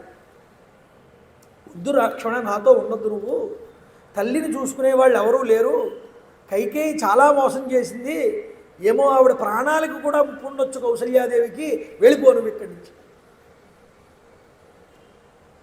అంటే ఏమంటాడు తమ్ముడు? ఏదో అన్నయ్య గారి మీద అభిప్రాయంతో మనం బాగోదు వెళ్ళిపోతుంటే ఒక్కడు నేను కూడా వస్తానన్నా పోతే అనలేదంటాడేమో అని అన్నాడా, లేకపోతే నిజంగా మనస్ఫూర్తిగా వచ్చాడా? ఇది తెలుసుకుంటాడండి రాముడు. వాడు మనస్ఫూర్తిగా రాకపోతే ఈయనేమి కినుకు వహించడు. వాడు మనస్ఫూర్తిగా వస్తే రమ్మంటాడు, లేదంటే వీళ్ళు ఉండరా అంటాడు. ఆయనకు అవసరం లేదు. భగవంతుడు కూడా అంతే. ఏ యథామాం ప్రపద్యంతే తాం స్తదైవ భజామ్య. నువ్వు ఎలా కోరుకుంటే భగవంతుణ్ణి ఎలా అనుగ్రహించమంటే ఆయన అలాగే అనుగ్రహిస్తాడు. కాబట్టి భగవత్ లక్షణం అనేటటువంటిది వ్యంగ్యంగా పరోక్షంగా వాల్మీకి కూడా చూపించాడు రాముల్లో కూడా. సీత, నీ మనసులో ఏ అభిప్రాయం ఉందో నాకు తెలియదు కదా, ఆ అభిప్రాయం ఏమిటో పూర్తిగా నాకు అవగతం అయ్యేంత వరకు నిన్ను రావద్దని అన్నాను. ఇప్పుడు నీ మనోభావం ఏమిటో నాకు అర్థమైంది. నువ్వు నిజానికి నాతో అరణ్యాలకి వనవాసం చేయడానికే నాతో నువ్వు పుట్టావేమో భూమి మీద అనిపిస్తోంది నాకన్నాడు. ఆత్మానం కలిగిన వాడు కీర్తిని ఎప్పుడూ కూడా విడలేనటువంటి వాడిగా నేను నిన్నెప్పుడు విడవలేనన్నాడు. ఆత్మాభిమానం ఉన్నవాడు ఎప్పుడూ కీర్తిని కోరుకుంటాడు. అలాగే నేను ఎప్పుడూ నిన్ను కోరుకుంటాను, నా పక్కనే ఉండాలని కోరుకుంటాను, కానీ నీ అభిప్రాయం నాకు తెలియాలి కదా, అందుకునే అన్నానన్నా. ధర్మస్థు గజవాసోరు సద్భిరాచరితపుర తంచాహమనువర్తేద్య యథాసూర్యం సువర్చల. సతీ సమేతంగా వనవాసాల్లో నివసించడం అనేటటువంటిది ఉందే, ఇది ప్రాచీన ఋషుల దగ్గర నుంచి వస్తున్న సాంప్రదాయమే, రాజర్షుల దగ్గర నుంచి. మా గురువుగారు విశ్వామిత్రుడు కూడా తన భార్యతో సహా అరణ్యాలకు వెళ్ళి తపస్సు చేశాడు. మా గురువుగారు వశిష్ఠుల వారు కూడా అలాగే తపస్సు చేశారు.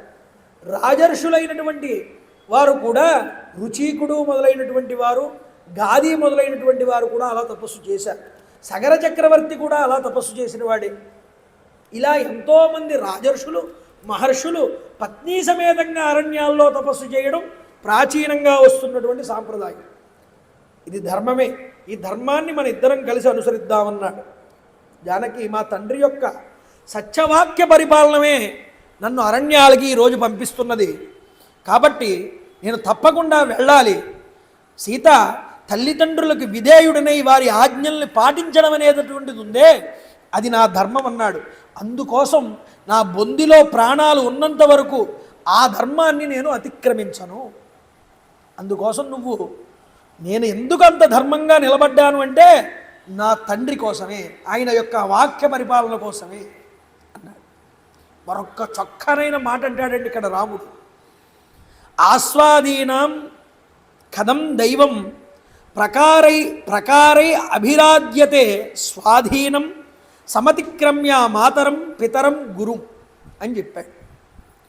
మాతాపితరులను గురువుని సేవించడం అన్నింటికన్నా యుక్తమైనటువంటిది, గొప్పదైనటువంటిది.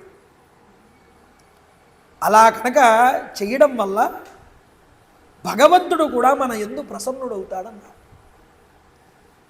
కనిపించే ప్రత్యక్ష దైవాలు కళ్ళ ముందు ఉండగా వీళ్ళని కాదని కనిపించని దైవం కోసం పాకులాడే మనిషి ఉంటాడే, వాడికన్నా అజ్ఞాని మరొకడు లేడు. నేను చెప్తున్న మాట కాదండి, రాముడు తన నోటితో చెప్పిన మాట, రామాయణాంతర్గతం. చూసుకోండి అయోధ్యగాన్ని తెరిచి. కనిపించే తల్లిదండ్రులు ఎవరు? తల్లిదండ్రులు దైవాలు కళ్ళ ముందు. వాళ్ళని పూజించడు, వాళ్ళని చూసుకోడు సరిగ్గా. 108 కొబ్బరికాయలు కొడతాడు గుడికొచ్చి. ఎందుకు లాభం, ప్రయోజనం ఏముంది దానివల్ల? పూజ అంటే పులిహార, దద్దోజనం, కొబ్బరికాయ కొట్టడం, పువ్వులు వేయడం, ఇది చేస్తే సరిపోతుంది అనుకుంటాడండి మానవుడి యొక్క దృష్టి.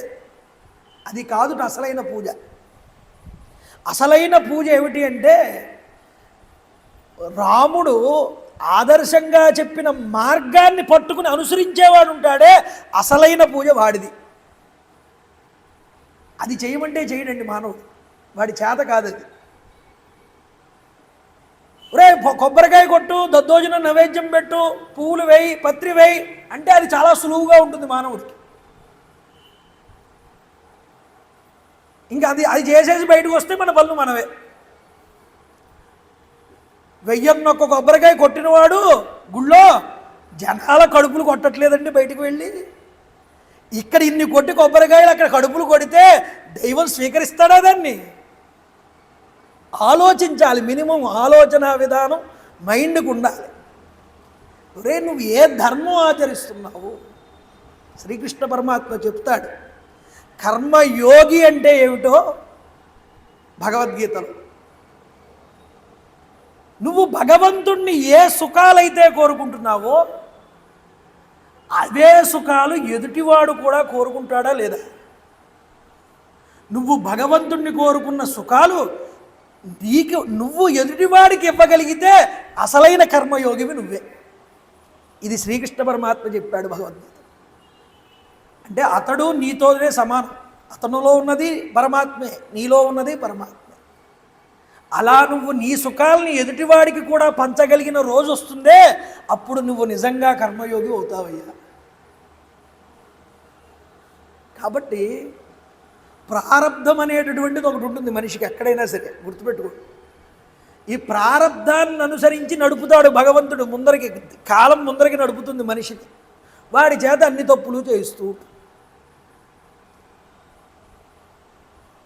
రమణ మహర్షి వారు అరుణాచలం వచ్చారు చిన్నతనంలో. అరుణాచలేశ్వరుణ్ణి చూసి, అప్పా స్వామి, నాన్న నిన్ను చూడడానికి వచ్చేసాను అన్నాడు నమస్కారం చేసి. ఆయన ఆఖరికి మాట్లాడిన మాట ఏమిటి అంటే అదే. ఇంక తర్వాత ఆయన మాట్లాడలేదు.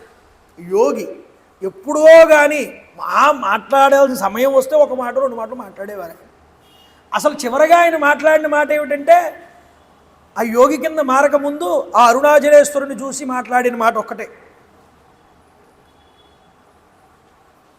వాళ్ళ అమ్మగారికి లేఖ రాయించి, అయ్యా మీరు మాట్లాడకపోతే ఎలాగా, కనీసం మీరు ఇక్కడ ఉన్నారని మీ అమ్మగారికైనా తెలియాలి కదా, మీరు ఏం చెప్పాలనుకుంటున్నారో అది చెప్తే మేము రాస్తాం ఉత్తరం మీద అన్నారు. అప్పుడు ఆయన ఒకటే మాట చెప్పాడు, జీవుల యొక్క ప్రారబ్ధాన్ని బట్టి దైవం వాళ్ళని ఆ మార్గం వైపుకు నడుపుతాడు అనే మాట వదిలేడు. ఇది ఉపనిషత్ సారాంశమైనటువంటి బ్రహ్మసూత్రంలో మొదటి సూత్రం ఇదే. ఆ బ్రహ్మ ప్రతిపాదికమైన మాట అండి. ఒకడు ధనవంతుడి కింద పుడతాడు, ఒకడు చాలా పేదవాడి కింద పుడతాడు, ఒకడు చాలా కష్టాలు అనుభవిస్తాడు జీవితంలో, ఒకడు రాజభోగాలన్నీ అనుభవిస్తాడు, ఒకడు ఎంతో గొప్పదైన స్థాయికి చేరుకుంటాడు, ఒకడు గొప్ప స్థాయి నుండి అధమ స్థాయికి పోతాడు. ఏమిటండి ఈ వ్యత్యాసాలు? ఒకరిని ఎక్కువగా ఒకరిని తక్కువగా దైవం అలా చూడడం ఏమిటండి? కాదురా, ఇక్కడ రెండో మాట అదే వేశాడు రమణ మహర్షి వారు. ఎవడు ప్రారబ్ధాన్ని అనుసరించి దైవం వాడిని ఆ మార్గం వైపుకు తోస్తున్నాడు అంటే ఇక్కడ ఉన్నది ఏమిటి? మెయిన్ నీ ప్రారబ్ధమే. కాబట్టి ఏమిటంటేనండి, కర్మయోగులము కావాలి, భగవంతుడు చెప్పిన మార్గాన్ని పట్టుకోవాలి. అది అసలైనటువంటి పూజ. లేకపోతే అది పూజ అని అనిపించుకోదు. ఇది గుర్తుపెట్టుకోవాలి అందరూ కూడా. కాబట్టి రామచంద్ర ప్రభు ఈ మాట చెప్పారు. ఎందుకు ఈ మాట చెప్పడం?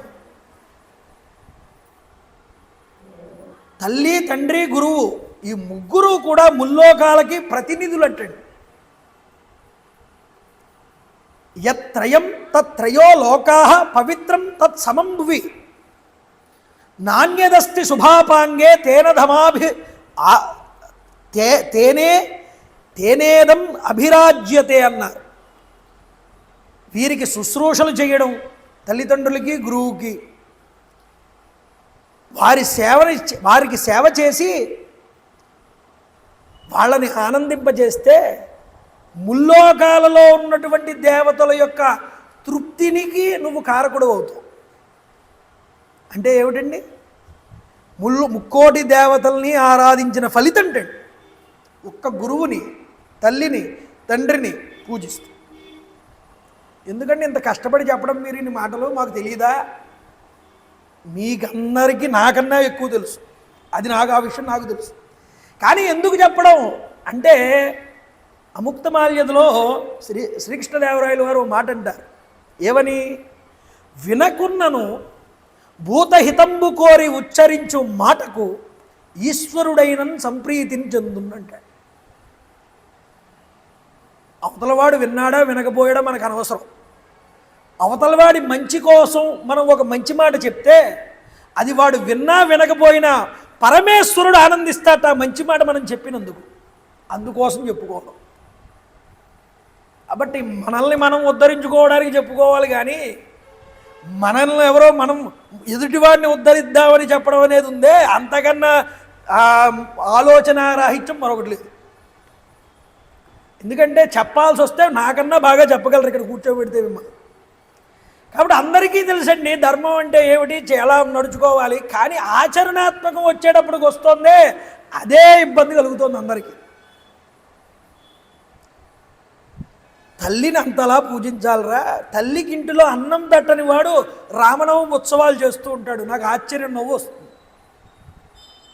రాముడు చెప్పింది ఏమిటి, నాయన తల్లి తండ్రి గురువుల కన్నా గొప్ప దైవాలు లేరు, వాళ్ళని పూజిస్తే ముక్కోటి దేవతల్ని పూజించినట్టే.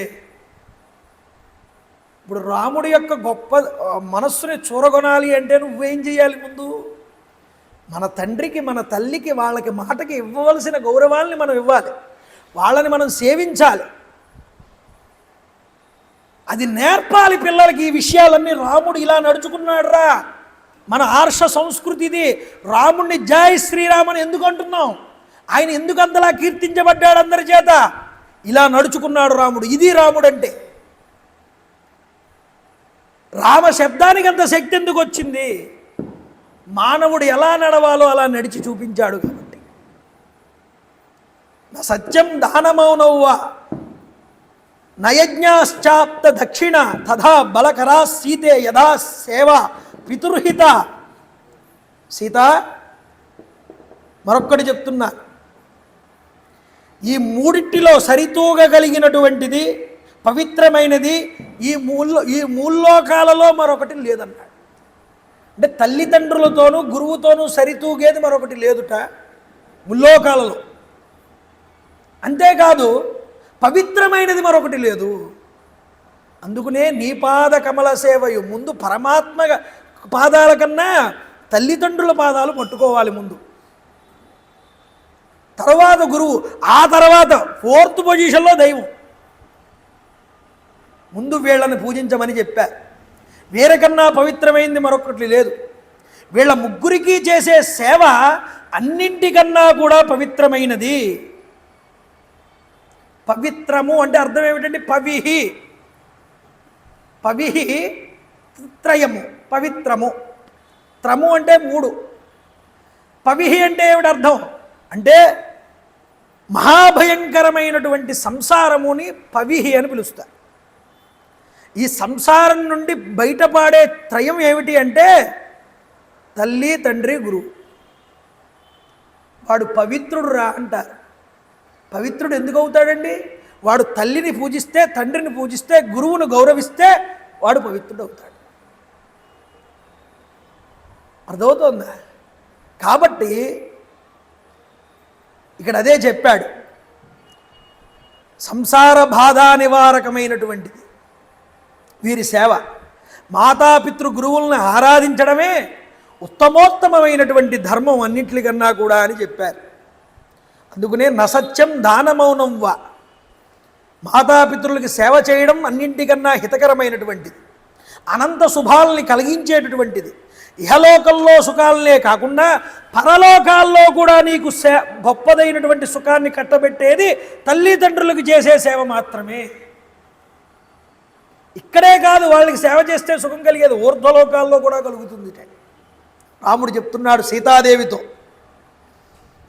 సత్యపాలనము, దాన ధర్మములు, భూరి దక్షిణలతో కూడుకున్నటువంటి యజ్ఞాలు కనుక చేస్తే ఎంతటి ఫలితం వస్తుందో. నువ్వు జీవితకాలం సత్యాన్నే మాట్లాడావు, ఎంతోమందికి దాన ధర్మాలు చేసావు, యజ్ఞ యాగాదులు జరిపించావు. ఇన్ని చేస్తే ఎలాంటి ఫలితం ఉంటుందో ఆ ఫలితం కూడా తల్లిదండ్రుల్ని సేవ చేసే అంత ఫలితం ముందు సాటి రావు అన్నాడు. ఇది గొప్ప విషయం. జీవితాంతం మనం సత్యం మాట్లాడగలమా? మాట్లాడలేం. జీవితాంతం దాన ధర్మాలు చేయగలమా? చేయలేం. జీవితాంతం యజ్ఞయాగాదులు చేయించగలమా? చేయించలేం. కానీ వీటికి వచ్చే ఫలితం కన్నా గొప్పదైన ఫలితం నీకు రావాలి అంటే తల్లిదండ్రుల్ని సేవించు. రాముడి హృదయాన్ని పట్టుకోవాలండి. రామాయణం విన్నవంటే అదే మనకు కావాల్సింది. రాముడు ఏది చేస్తే ఆనందిస్తాడు అన్నది నీకు తెలియాలి రామాయణం ద్వారా. ఇది సీతాదేవితో చెప్తున్నటువంటి మాట రామచంద్ర ప్రభు. స్వర్గో ధనం వా ధాన్యం వా విద్యా పుత్ర సుఖాని చ గురువృత్యానురోధేన నకించిదపి దుర్లభం. మాతాపితృదేవతల్ని గురువుల్ని సేవించేవారికి, వారి యందు విధేయతతో ప్రవర్తించేవారికి ధనధాన్యాదుల్లో లోటు ఉండదటండి. రాసి పెట్టుకోండి, ఇది పిల్లలకి నేర్పండి. వాళ్ళు ఎప్పుడూ ధనానికి లోటు ఉండదు, వాళ్ళకి ఎప్పుడూ కూడా. వివిధ విద్యల్లో ఆరితేరతారట తల్లిదండ్రుల యందు సేవాభావం కలిగిన ఉన్నవారు. పుత్రులు సమస్త సుఖాలు పొందుతారు ఇలా సేవ చేసేటటువంటి పుత్రులు. కడకు స్వర్గలాభాలు కూడా కరతలామలకం అవుతాయి. ఎంతమంది ఉన్నారండి కొత్తపేటలో? అందరికీ ఆలోచన వస్తుందా మా తల్లిదండ్రులుగా జ్ఞాపకార్థం రామకథను వినిపించాలని నలుగురికని? ఎవరికో కొంతమందికి కలుగుతుంది ఆ యొక్క భావం. ఎందుకు? పితృసేవ, పితృ రుణం, ఇదంతా. అది చేసిన వాడికి భగవంతుడు ఆనందిస్తాడండి, మనం కాదు ఆనందించడం. కాబట్టి ఇవన్నీ పుత్రులకి కర్తలాబలకం అయిపోతాయి, ఆఖరికి స్వర్గలాభంతో సహా. అట్టి వారికి ప్రాప్తించినటువంటి లాభం అనేటటువంటిది ఏదీ లేదు. వారికి ఏ లాభమైనా పొందుతారు వాళ్ళు. దేవ గంధర్వ గోలోకాన్ ఎవడి దగ్గరికి వెళ్ళి ఇలా చేయి చాచక్కర్లేదురా వాడు, వాడి దగ్గరికే వస్తాయన్నీ. వాడు సంకల్పం చేస్తే చాలు. తల్లిదండ్రుల్ని ప్రత్యక్ష దైవాలు వాళ్ళిద్దరూ, వాళ్ళకి సేవ చేస్తే చాలు. ఇదే ధర్మవ్యాధోపాఖ్యానం చెప్తుంది అరణ్యకాండలో మహాభారత్. దేవగంధర్వ గోలోకాన్ బ్రహ్మలోకాం స్థదా అపరాన్ ప్రాప్నువంతి మహాత్మానో మాతాపితృపరాయణ.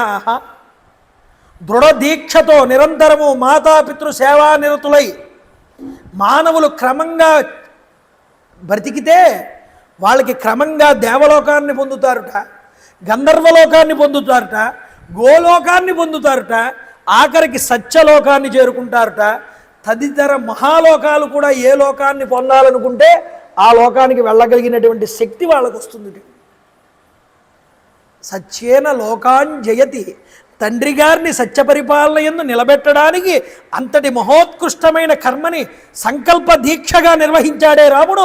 ఆయన అంటే ఇంక అవందే ఉందండి. రాముడే కాదురా, నువ్వు కూడా అన్నా అలా సేవ చేసి నువ్వన్న మాట నెరవేరి తీరుతుంది. మనం చాలామందిని చూస్తాం, ఆయన నోటితో అంటే జరిగిపోతుందండి అంట. నోటితో అంటే అవి జరిగిపోవడానికి ఏమిటి ఆయనకున్న మహాత్యం? ఆయనకున్న మహాత్యం ఏమిటి అంటే ఆయన తల్లిదండ్రుల్ని సేవ చేయడం, గురువుల్ని గౌరవించడం, పెద్దల యందు వినమ్రుడై ఉండడం, సత్యపరిపాలన నిర్వహించడం, ఎదుటివారి యందు చెయ్యి చాచకుండా తనకున్న దాంట్లో నలుగురికి పంచిపెట్టడం. ఈ గుణముల వల్ల అతడు అనుకున్నది జరుగుతుంది, అతడు చెప్పింది జరుగుతుంది. ఇది ఉపాసనా బలమునందు మనకి ప్రత్యక్ష దైవములైనటువంటి తల్లిదండ్రులనే దైవంగా భావన చేసే వారికి వచ్చేటటువంటి గొప్పదైనటువంటి శక్తి అంతా అని చూపించారు. అంతా మమ సన్నామతి సీతే త్వాం నేతుం దండకాననం. సత్యసంధుడు ధర్మవర్తనుడు అయినటువంటి మా తండ్రి యొక్క ఆదేశానుసారంగా నేను అందుకునే ప్రవర్తిస్తున్నాను సీత. ఇది సర్వోత్తమమైనటువంటి ధర్మ మార్గము కదా అన్నిట్లికన్నా అని చెప్పాడు. నీ మనసులో ఆంతర్యాన్ని గమనించినందువల్ల నిన్ను నా వెంట అరణ్యాలకి తీసుకువెళ్ళడానికి నేను సిద్ధపడుతున్నాను. ఇప్పుడు నాతో నువ్వు ఏమైనా సరే నీతో కూడి నేను వనవాసాలని చేయుదును అని పెలికావు. కాబట్టి నువ్వు నా వెంట రావడానికి దృఢ నిశ్చయురాలివై ఉన్నావు. కాబట్టి నువ్వు నాతో వనాల్లో గడపడానికై జన్మించిన దానివే అని నేను అనుకుంటున్నాను. ఓ సీత, నన్ను అనుసరిస్తూ పతివ్రతా ధర్మాల్ని పాటిస్తూ నాతో నువ్వు అరణ్యాలకి రావాల్సింది అని రాముడు ఒప్పుకున్నాడు. ఒప్పుకున్న తర్వాత సీతాదేవితో అంటున్నాడు, మనం వనప్రయాణానికి ముందుగా ఆచరించవలసిన కొన్ని పద్ధతులు ఉన్నాయి, అవేమిటో చెప్తాను వినమన్నాడు. ఏమిటి అంటే బ్రాహ్మణేభ్యశ్చ రత్నాని భిక్షుకేభ్యశ్చ భోజనం దేహి చాషాం సమానేభ్య సంత్వరస్వాచ మాం చిరం అని చెప్పాడు. బ్రాహ్మణోత్తములకు రత్న ఆభరణాలు అన్నీ కూడా దానం చెయ్యాలి. అర్ధులై వచ్చిన యాచకులకి అన్నపానాదులతో సంతృప్తిని చెయ్యాలి. కాబట్టి ఇంకా ఆలస్యం చెయ్యకు సీత, మనం అందరికీ దాన ధర్మాలు చేసి తండ్రి గారిని కనిపించి మనం అక్కడి నుంచి అరణ్యాలకు వెళ్ళిపోదాం అని బయలుదేరుతున్నటువంటి తండ్రి గారి అన్నగారి పాదాల దగ్గరికి వచ్చి వాలి నమస్కారం చేశాట లక్ష్మణస్వామి. అంటున్నాడు, అయ్యా అన్నగారు, యది గంతుం కృతా బుద్ధి వనం మృగ గజాయుతం అహం త్వాం అనుగమిష్యామి వనమగ్రే ధనుర్ధర. అయ్యా అన్నయ్య, ఈ ధనస్సున్నదే చేతిలో, ఈ ధనస్సును చేతబట్టి సావధానుడనై నీ వెంట నడుస్తూ ఉండగా మీరు హాయిగా వనాల్లో సంచరించవచ్చు. మీ వనవాస ప్రయాణానికి నన్ను కూడా అనుమతించండి స్వామి. నీ వెంట ఉండి నేను నిన్ను సేవించుకునేటటువంటి భాగ్యాన్ని నాకు కట్టబెట్టు. నీ సేవ అనే భాగ్యం కనుక నాకు దూరం అయిపోతే త్రిలోకాధిపత్యము ఇచ్చినా నాకు దానివల్ల తృప్తి లేదన్నాడు లక్ష్మణస్వామి కూడా. చూడండి, చాలా రకాలుగా ఓదార్చాడు రామచంద్ర ప్రభు. వద్దయ్యా, నువ్వు రావద్దు నాతో అన్నాడు. ఇలా అంటూ ఉంటే అంటున్నాడు లక్ష్మణుడు, అన్నయ్య, సర్వకాల సర్వావస్థల యందు నీకు తోడుగా ఉండడానికి ఇంతకు ముందే నన్ను అనుమతించావు కదా చాలాసార్లు. ఇప్పుడు ఈ విధంగా నన్ను నివారించడానికి కారణం ఏమిటన్నయ్యా? నా వల్ల ఏదైనా అపరాధం జరిగిందా? నీ వెంట రాగోరుతున్నటువంటి నన్ను ఎలా నిషేధిస్తున్నావు చెప్పవయ్యా. అప్పుడు రాముడు అంటున్నాడు, నువ్వు నా వెంట వనాలకి వస్తే శుతిమెత్తని హృదయం కలిగినటువంటి కౌసల్యామాతని, తల్లి సుమిత్రాదేవిని ఎవరు చూసుకుంటారయ్యా లక్ష్మణ? అందుకోసం నిన్ను రావద్దంటున్నాను. చూడండి, రాముడి యొక్క మాట ఎంత చక్కగా ఉంటుంది అంటే లాలనాత్మకంగా ఉంటుంది రాముడి మాట. పితేవ పాలయేత్ పుత్రాన్ జ్యేష్ఠో భ్రాత్ర యదీయస పుత్రావశ్చాపి వర్తేరన్ జ్యేష్ఠే భ్రాతరి ధర్మత. మనుస్మృతిలో చెప్తారు ఈ మాట. పెద్ద కుమారుడు, ఇంటికి పెద్ద కుమారుడు అనేవాడు ఉన్నాడే, వాడు మిగతా వారిని తమ్ముళ్ళని దగ్గరికి తీసుకుని తండ్రి వరే పరిపాలించాలిటండి. వాడు తమ్ముళ్ళని కూడా అన్నగారు తండ్రిలాగా వాళ్ళకి చెప్పాల్సిన ధర్మాలన్నీ చెప్పాలి. ఇక తమ్ముళ్ళు అన్నగారిని తండ్రిగానే భావన చెయ్యాలి. ఇలా ప్రవర్తించాలన్నారు. ఆ లక్షణం ఇక్కడ మనకి కనిపిస్తుంది రాముడి యందు. అయితే కైకేయికి మహారాజు గారు వరాలు ఇచ్చి ఆమె వశంలో ఉన్నాడు. ఇప్పుడు కైకేయి రాజ్యాధికారాన్ని చేతబట్టి సవతుల్ని ఇబ్బంది పెట్టవచ్చు. ఒకవేళ సుమిత్రాదేవిని కౌసల్యాదేవిని, పూజ్యురాలైనటువంటి తల్లి కౌసల్య యొక్క సుమిత్రామాత యొక్క ఆలనా పాలన ఇక్కడ ఉండి చూసుకుంటూ ఉండు లక్ష్మణ, నా సూచనల్ని పాటించమన్నాడు. ఇలా అంటే లక్ష్మణుడు అన్నట్ట, ఏవం మమ చతే భక్తి భవిష్యాది సుదర్శిత ధర్మజ్ఞ గురుపూజాయాం ధర్మశ్చాప్యాతులో మహాను. అయ్యా, ధర్మవర్తనుడు వై ఉండు, మహాధర్మాన్ని ఆచరించు. నేను చెప్పిన ప్రకారం ఆచరిస్తే నీకు సకల ధర్మాలు చేకూరతాయన్నాడు రాముడు. అన్నయ్య, భరతుడు కూడా నీ వలనే కౌసల్యామాతని, తల్లి సుమిత్రాదేవిని భక్తి శ్రద్ధలతో సేవిస్తాడు, ఇందులో సందేహం లేదు. కాబట్టి లక్ష్మణ, నువ్వు జాగ్రత్తగా ఇక్కడే ఉండమన్నాడు. అన్నయ్య, ఆ మాట మాత్రం నువ్వు అనద్దన్నాడండి లక్ష్మణుడు. కౌసల్యా బిభ్రుయా ధార్యా సహస్రమపి మద్విదాన్ యస్యా సహస్రం గ్రామాణం సంప్రాప్త ముపజీవనం. కౌసల్యామాతని చూసుకోవాలని నువ్వు అంటున్నావు, కానీ కౌసల్యామాతని ఆశ్రయించి వారిని పోషించడానికై ఆమె యొక్క ఆధీనంలో 1000 గ్రామాలు ఉన్నాయి. కాబట్టి ఆమె వాటినన్నింటినీ కూడా ఆవిడ వెంట ఉన్నవారిని అందరినీ వేల సంఖ్యలో పోషించగలిగేటటువంటి శక్తి ఆవిడకున్నది. అందువల్ల దాన ధర్మాలలో వాసికెక్కినటువంటి తల్లి కౌసల్యాదేవి తనను తాను పోషించుకోగలడమే కాకుండా తనని ఆశ్రయించిన వారిని కూడా పోషిస్తుంది. ఇందులో సందేహం లేదు స్వామి. అంతేకాదు సుమిత్రాదేవి కూడా చక్కగా కౌసల్యాదేవి రక్షణలోనే ఉంటుంది. కానీ నేను ఒంటరిని అయిపోతాను నువ్వు కనుక లేకపోతే. నన్ను వనవాసానికి అనుమతించు స్వామి. చూడండి, కురుష్వ మమనుచరం వైధర్మ్యం నేహ విద్యతే. నీ అనుచరుడిగా వస్తాను, నీకు సేవకుడిగా ఉంటాను, నువ్వు ఏది చెప్తే అది చేస్తాను. ఇక్కడ లక్ష్మణుడిలో ఒక గొప్పదైనటువంటి భావం కనిపిస్తుంది. అబ్జర్వ్ చేయాలి. సోదరుడి యొక్క అనుసరణం కోరుతున్నటువంటి లక్ష్మణుడు కోరుతున్నది ఏమిటి అంటే భగవత్ కైంకర్య రూపమైనటువంటి భక్తి. భగవంతుడికి ఒక్కొక్కడు ఉంటాడు, సేవ చేస్తాడు. శ్రవణం, కీర్తనం, విష్ణోహో స్మరణం, పాదసేవనం, అర్చనం, వందనం, దాస్యం. దాస్యభక్తి ఇది. ఆ దాస్యభక్తిని కోరుకుంటున్నాడు లక్ష్మణుడు ఇక్కడ. అయ్యా, నీకు సేవ చేసుకునే అదృష్టాన్ని నాకు ఇవ్వవయ్యా. అది కూడా అన్ని భక్తులలో గొప్ప భక్తేనండి. భగవంతుడికి సేవ కన్నా ఇంకో గొప్ప సేవే ఉంది. భగవద్రూపమైన భక్తుడి యొక్క మర్యాదను కూడా చూపించాడు ఇక్కడ వాల్మీకి మహర్షి వ్యంగ్యంగా. రామాయణంలో అందుకునే పైకి మానవ భావం, వ్యంగ్యంగా భగవద్భావం. స్వామి ధనుర్బాణాలని ధరించి పలుగు పారా పట్టుకుని నీకు దారి చూపుతూ ముందు భాగంలో నేను ముందరికి పోతానన్నాడు. నన్ను అనుగ్రహించమన్నాడు. ఒకటే మాట చెప్పాడు, మనుజనాదా ఇక్కడి భోగములెవ్వియున్నేనొల్లా. ఈ భోగాలేమీ నాకు అక్కర్లేదు స్వామి. వనభూములను జటావల్కలములు నెమ్మితో ధరించి నీ పాద పద్మములు గొలిచి వచ్చదను. జటావల్కల ధారిని అయి నీ పాదాలనే నమ్ముకుని వచ్చేస్తాను నీతో. నే వలవదనిన నువ్వు కాదంటావా? ఒకవేళ నేనొల్లను ప్రాణములైనన్, నా ప్రాణాలే విడిచిపెట్టేస్తానన్నాడు. నా ప్రాణాలే దార మోసేస్తానన్నాడు నీ పాదాలు.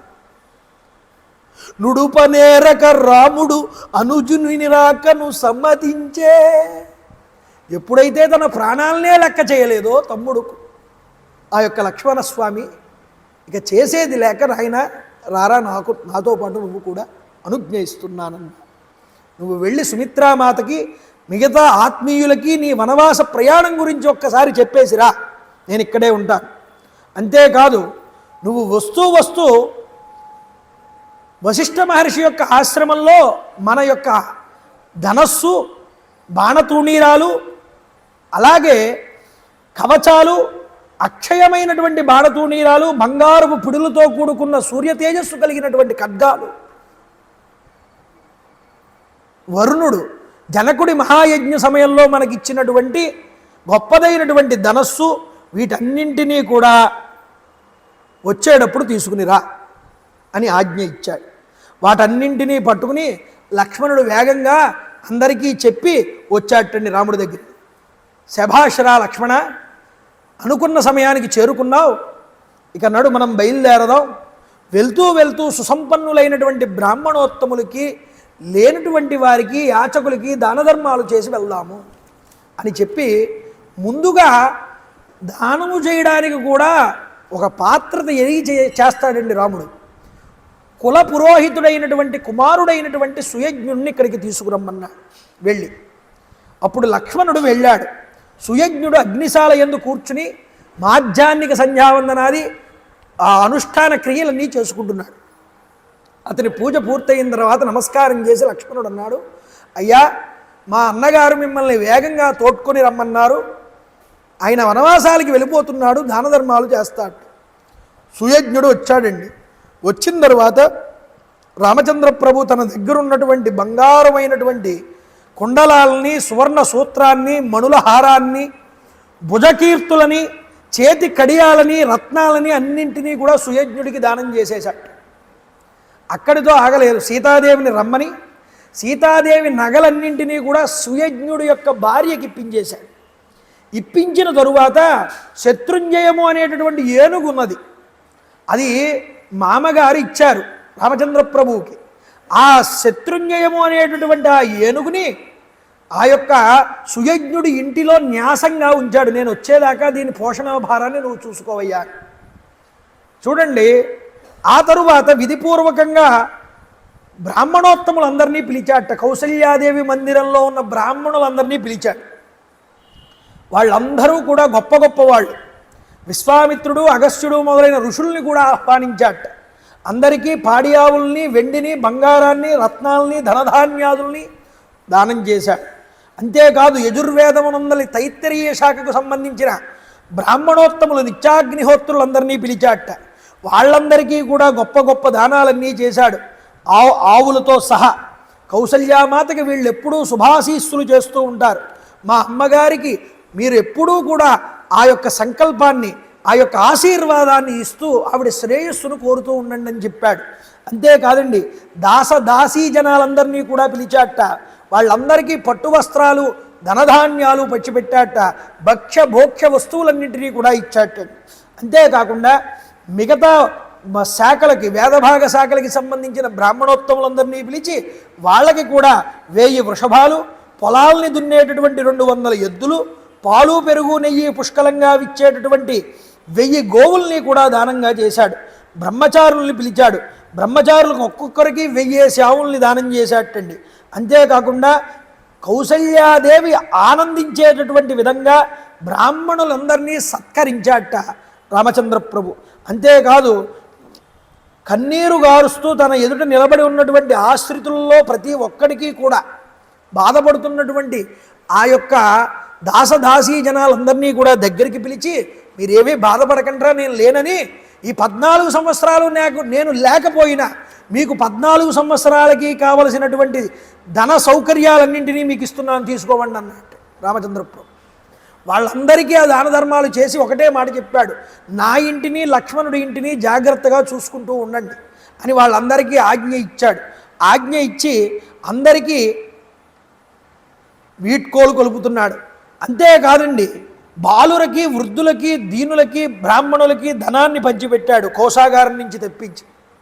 ఇదే సమయంలో ఈ కోసల దేశానికి కొంత దూరంలో ఒక అరణ్యంలో త్రిజటుడు అనేటటువంటి ఒక బ్రాహ్మణుడు నివసిస్తున్నట్ట. ఆయన పాపం చాలా పేదవాడు. నాగలికర్రని చేత్తో పట్టుకుని ఊంచవృత్తి చేసుకుంటూ బ్రతికేటటువంటి వాడు. ఊంచవృత్తి అంటే పొలంలో వడ్లన్నీ కూడా తీసేసి ఆ యొక్క దంచి వాళ్ళు బియ్యం కింద మార్చుకుని వడ్లన్నీ కూడా తీసుకుపోయిన తర్వాత కొన్ని వడ్లు నేల మీద పడతాయి. ఆ పడిపోయి ఉన్న మిగిలినటువంటి వడ్లను ఏరుకుని తెచ్చుకుని వాటిని వండుకుని తినేటటువంటి పద్ధతిని ఊంచవృత్తి అంటారు. అరణ్యంలో దొరికే కాయా కసరాల వెట్లని తినేవారు. ఇలా తింటూ బ్రతుకుతున్నటువంటి ఈ యొక్క త్రిజటుడు అనే బ్రాహ్మణుడు చాలా పేదవాడు.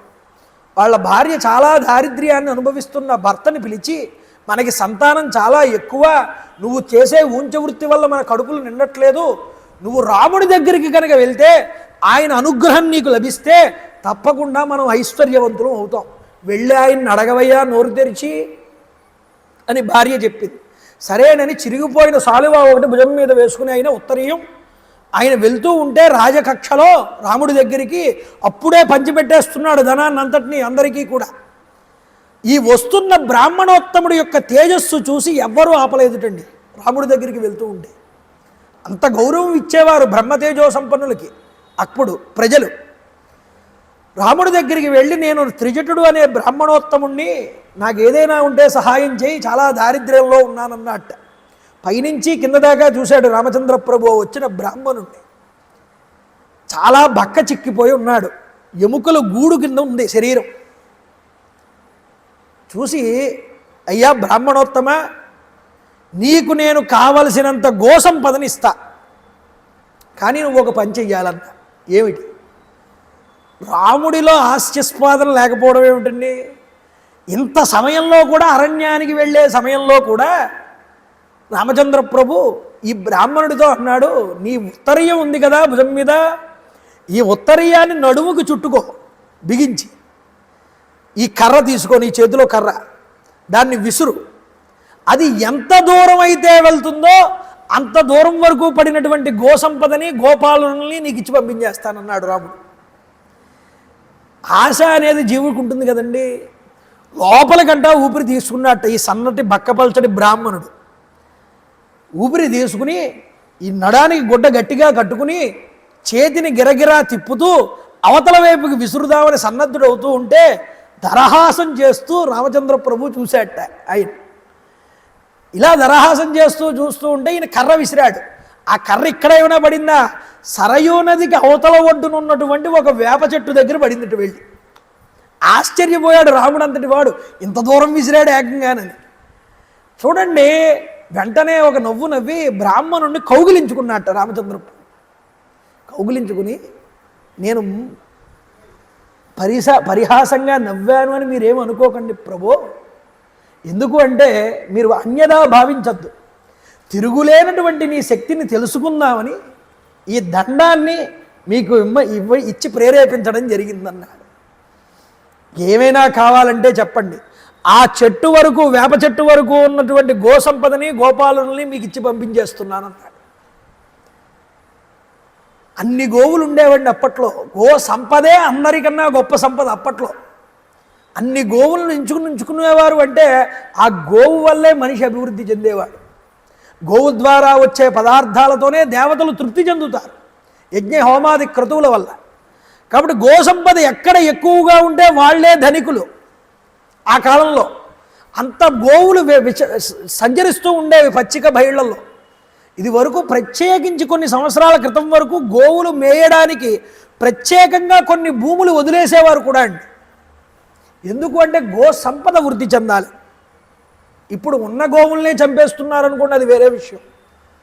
గో సంపద ఎక్కడ ఉంటే అక్కడ లక్ష్మీ స్థానం నిలబడుతుందండి, వృద్ధి చెందుతుంది ఆ రాజ్యం. అలా ఉండేవి గో సంపదలు. అయితే ఆ గోవు సంపదను అంతటినీ బ్రాహ్మణుడికి ఇచ్చేసి, విప్రోత్తములందరికీ ఉపయోగార్థమే నా సంపద అంతా ఉందయ్యా, బ్రాహ్మణులకి ఏది కావాలన్నా నిర్మోహమాటంగా వచ్చి తీసుకువెళ్ళమన్నాడు. రామాయణంలో ఈ ఒక్క సర్గ చదివితేనండి మనకి ఎంత ధనం ఇబ్బందుల్లో ఉన్నా ఈ ఒక్క సర్గ పారాయణ చేస్తే మనకి ధనం వచ్చి ఏదో రకంగా కనిపిస్తుంది. అందుకనే అన్నారు శాస్త్రంలో, ఐశ్వర్యం రామపూజనాత్. రాముణ్ణి ఒక్కడిని పట్టుకో చాలు, నీకు ఐశ్వర్యం వచ్చి లభిస్తుంది. ఐశ్వర్యం అంటే ధనమేనా? కాదుట, ఆరోగ్యం కూడా ఐశ్వర్యమే. రామాయణ కథ విన్నవాడికి ఆయుష్ పెరుగుతుందన్నారు ఋషులు. రామన్ రాసిన వాడికి ఆరోగ్యం వృద్ధి చెందుతుందన్నారు. రామకథ విన్నంతకాలం రోగాలు దరి చేరవుటండి. నొక్కి ఘంటాపరంగా చెప్పారు దీన్ని అనుభవించిన వాళ్ళు పెద్దవాళ్ళందరూ కూడా. రామనామం చెప్పేవాడు కూడా సునాయాసంగా ప్రాణాలు విడిచిపెడతాడట, వాడు కష్టాలు పాలవట్టే. అందువల్ల రామనామానికి ఆ శక్తి ఉన్నది. దాన్ని మనం అనుష్ఠాన పర్యంతము తెచ్చుకోవాలి. అందుకోసమే రామనామం రాయించడం. మాట మాట్లాడితే నోటి నుంచి రామ అనే స్థితికి మనం చేరుకోవాలి. అలా చేరుకోవాలి అంటే అన్ని లక్షల సార్లు మనం రామ అనే పదాన్ని ఉచ్చరిస్తూ రాయాలి. రాస్తే మాట్లాడితే మనం రామశబ్దాన్ని పలకగలం. అందుకోసం రామకోటి రాయిస్తున్నాం మీ చేత.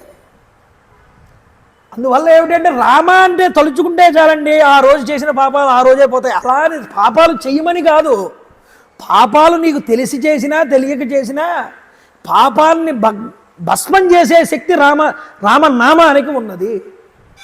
అందువల్ల రామాయణం వినాలి, దాన్ని ఆచరణాత్మకం చేసుకోవాలి. రామశక్తిని ఎప్పుడూ కూడా మననం చేస్తూ ఉండాలి. అందుకని ఇంతమందికి దాన ధర్మాలు చేశాడు. లక్ష్మణ, సీత ఇంకా పదండి అన్నాడు. ఆ రథాన్ని ఎక్కారు. దశరథ మహారాజు గారి దగ్గరికి చేరుకుంటున్నారు. దశరథ మహారాజు గారి దగ్గరికి వెళ్తూ ఉంటే ప్రజలందరూ అనుకుంటున్నారటండి, ఈ యొక్క రామచంద్ర ప్రభువుని చూసి నిజంగా నేడు దశరథ మహారాజు గారికి ఏదో పిశాచం పట్టినట్లుంది, లేకపోతే ఇంతటి సద్గుణ సంపన్నుడైనటువంటి రామచంద్ర ప్రభు భూత దయ, విజ్ఞానం, సత్వభావం, ఇంద్రియ నిగ్రహం, మనో నిగ్రహం, ఉత్తమమైనటువంటి గుణాలకన్నింటికీ రామచంద్రుడు ఆటపట్టు కదా. ఇలాంటి మహాపురుషుణ్ణి, గుణశోభితుడిని ఎలా వదిలిపెట్టేస్తున్నాడయ్యా దశరథుడు, ఇంతటి పురుషోత్తముణ్ణి? ఆశ్చర్యపోతున్నారు, బాధపడుతున్నారు ప్రజలందరూ కూడా. అయ్యయ్యో, భూమిపై సంచరించేటటువంటి మానవులు కానీ, సిద్ధులు కానీ, మహర్షులు కానీ, దేవతలు కానీ ఎప్పుడూ కూడా ఎండకన్నెరగినటువంటి ఈ సీతాదేవిని చూడలేదే కన్నెత్తి. ఈరోజు మనందరికీ దర్శనమిస్తూ ఈ రహదారి మీద రాముడితో కలిసి వెళ్ళిపోతోంది సీతామాత. ఎంతటి కష్టం వచ్చి పడిందో కదా అనుకుని బాధపడుతున్నారు అందరూ. రాముణ్ణి అనుసరిస్తూ వెళ్తున్న లక్ష్మణుడి వలె మనం కూడా మన భార్యా పుత్రుల్ని, బంధుమిత్రుల్ని అందరినీ తీసుకుని రాముడి యొక్క అడుగుజాడల్లో వెళ్ళిపోవడం ఎంతో మంచిది కదా అనుకుంటున్నారట అయోధ్య ప్రజలందరూ కూడా. పాడుపడిపోయేటటువంటి ఈ ప్రదేశాన్ని అప్పుడు అయోధ్య అంతా ఖాళీ అయిపోతుంది. అలా ఖాళీ అయిపోతే ఈ యొక్క ఇళ్ళన్నీ పాడైపోతాయి. అప్పుడు ఈ ఇళ్ళన్నీ ఏమవుతాయి? వృక్షాలతోనూ వాటితోనూ నిండిపోతాయి. అప్పుడు అయోధ్య అరణ్యం అయిపోతుంది. అరణ్యానికి వెళ్ళిన రాముడితో మనం అందరం వెళ్ళిపోతే అరణ్యం అయోధ్య అయిపోతుంది. కాబట్టి రాముడున్న చోటే మనందరికీ అయోధ్య. ఈ అయోధ్య రాముడు లేకపోతే మనకి అయోధ్య కాదు, ఇది అరణ్యంతో సమానం. ఈ అరణ్యాన్ని కైకేయి ఏలుకుంటుంది, రాముడితో మనం అయోధ్యలో ఉండిపోదాం అనుకుంటున్నారట ప్రజలందరూ. ఈ మాటలన్నీ వింటున్నాడండి రాముడు వెళ్ళిపోతూ. కానీ వాల్మీకి మహర్షి ఒక మాట అంటాడు, ఎలాంటి వికారాలకి లోను కాలేదు రాముడు. నా గురించే చెప్పుకుంటున్నారు వీళ్ళందరూ నాతో వచ్చేస్తే ఇంక బాగుంటుంది, ఈ ఖాళీ ప్రదేశాన్ని మా కైకి ఇచ్చేస్తానని ఆయన అనుకోలేదు మనసులో. ఆయన స్థితప్రజ్ఞుడు, ఏ వికారానికి లోను కాలేదు. వాళ్ళ మాటలు అలా అనుకుంటారు. వెళ్ళిపోయాడు ముందరికి. సుమంత్రుడు ఉన్నాడు, రాజభవనం ముందు దగ్గర దిగాడు. నా రాకని గురించి తండ్రి గారికి చెప్పమన్నాడు. పరుగున వెళ్ళాడు దశరథ మహారాజు దగ్గరికి. నీ కొడుకు రామచంద్ర ప్రభు వచ్చారు, ఏం చేయమంటావు? దశరథుడు అన్నాడు, నా యొక్క దాదుల్ని భార్యల్ని అందరినీ కూడా ఇక్కడికి ప్రవేశపెట్టను. అందరూ వచ్చారు భవనంలోకి. దశరథుడు ఎదురుగుండా నిలబడ్డాడు. సుమంత్రుడిని పిలిచన్నాడు, ఇప్పుడు పిలు రాముడిని అన్నాడు. రాముడు లోపలికి వస్తున్నాడు. రాముణ్ణి చూడగానే దశరథుడు తన యొక్క మంచం మీద నుంచి లేచి పరిగెత్తుకుంటూ వెళ్ళాటండి రాముడి దగ్గరికి. పరిగెత్తుకుంటూ వెళ్తూ కళ్ళు మసగబారిపోయి ఉన్నాడు, ఏడ్చి. ఆ పరిగెడుతూ తూలిపోయి కింద పడిపోయాట దశరథుడు.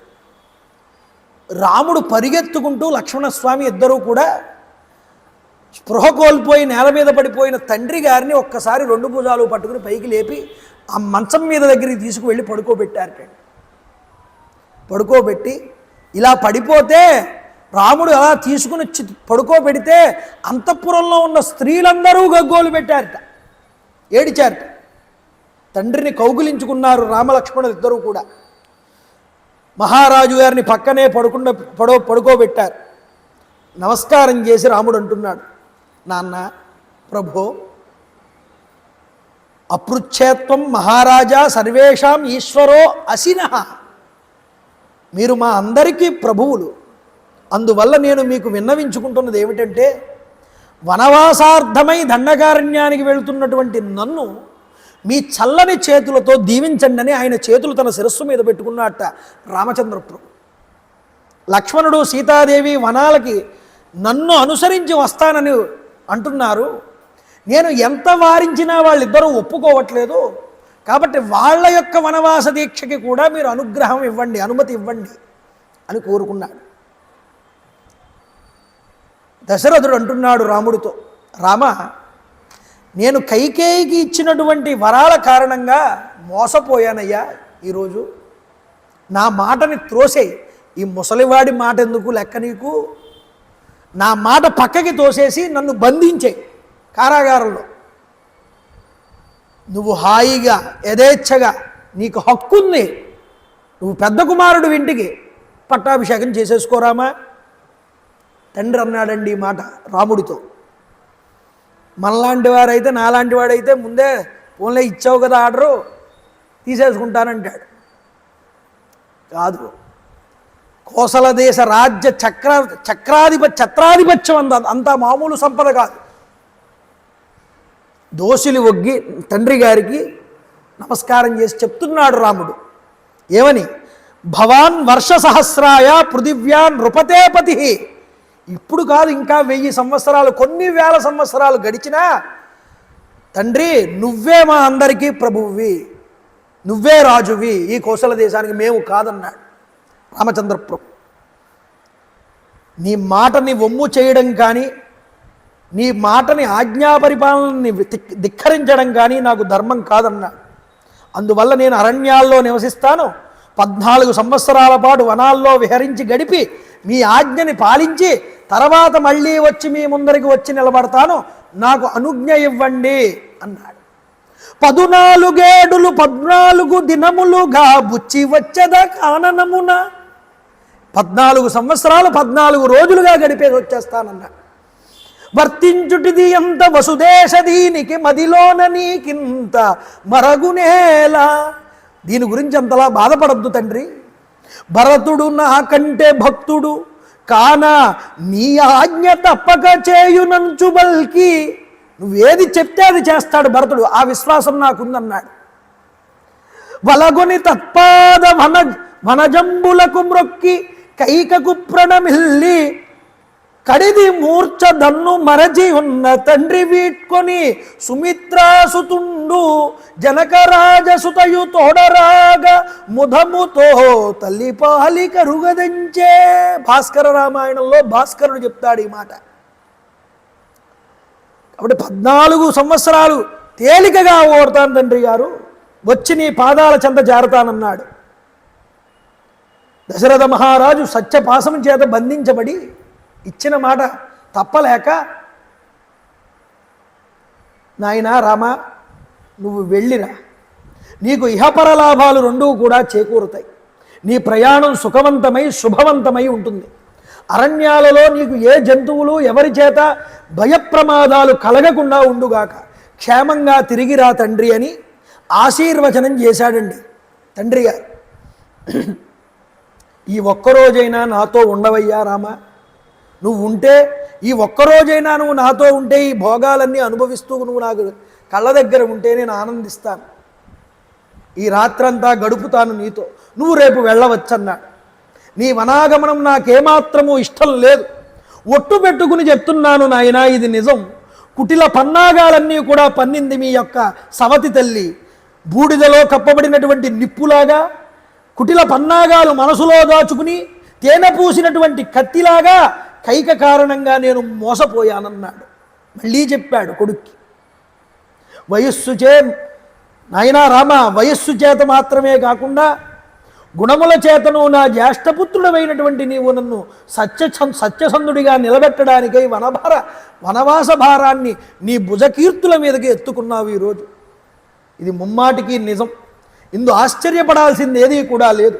సోదరుడైనటువంటి లక్ష్మణుడితో కూడి ఉన్నటువంటి రామచంద్రుడు తన తండ్రి ఆర్తితో ఇలా మాట్లాడుతూ ఉంటే 2 చేతులు ఒగ్గి నమస్కారం చేసి అంటున్నాడు తండ్రితో, నాన్నగారు నేను ఇక్కడే ఈరోజు రాత్రి ఉంటే ఈ భోగాలన్నీ అనుభవించు అని నువ్వు కోరుతున్నావు, రేపటి నుంచైనా నేను మళ్ళీ వనాల్లో గడపాలి కదా, కష్టాలు అనుభవించాలి కదా, ఈరోజు అనుభవించి రేపటి నుంచి అనుభవించకపోవడం కన్నా ఇప్పుడే నేను అరణ్యాలకు వెళ్ళిపోవడం మంచిదన్నాడు.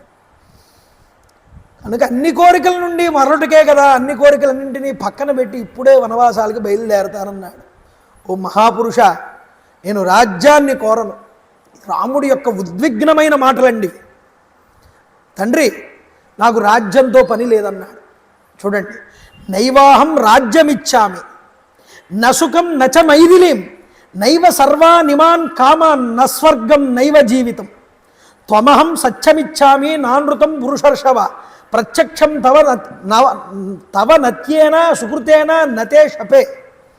నేను రాజ్యాన్ని కోరను, సుఖాలని ఆశించను, లౌకికమైనటువంటి ఈ భోగాలేమీ నాకు అక్కర్లేదయ్యా, స్వర్గ సుఖాలు సైతం కూడా నేను కోరుకోను.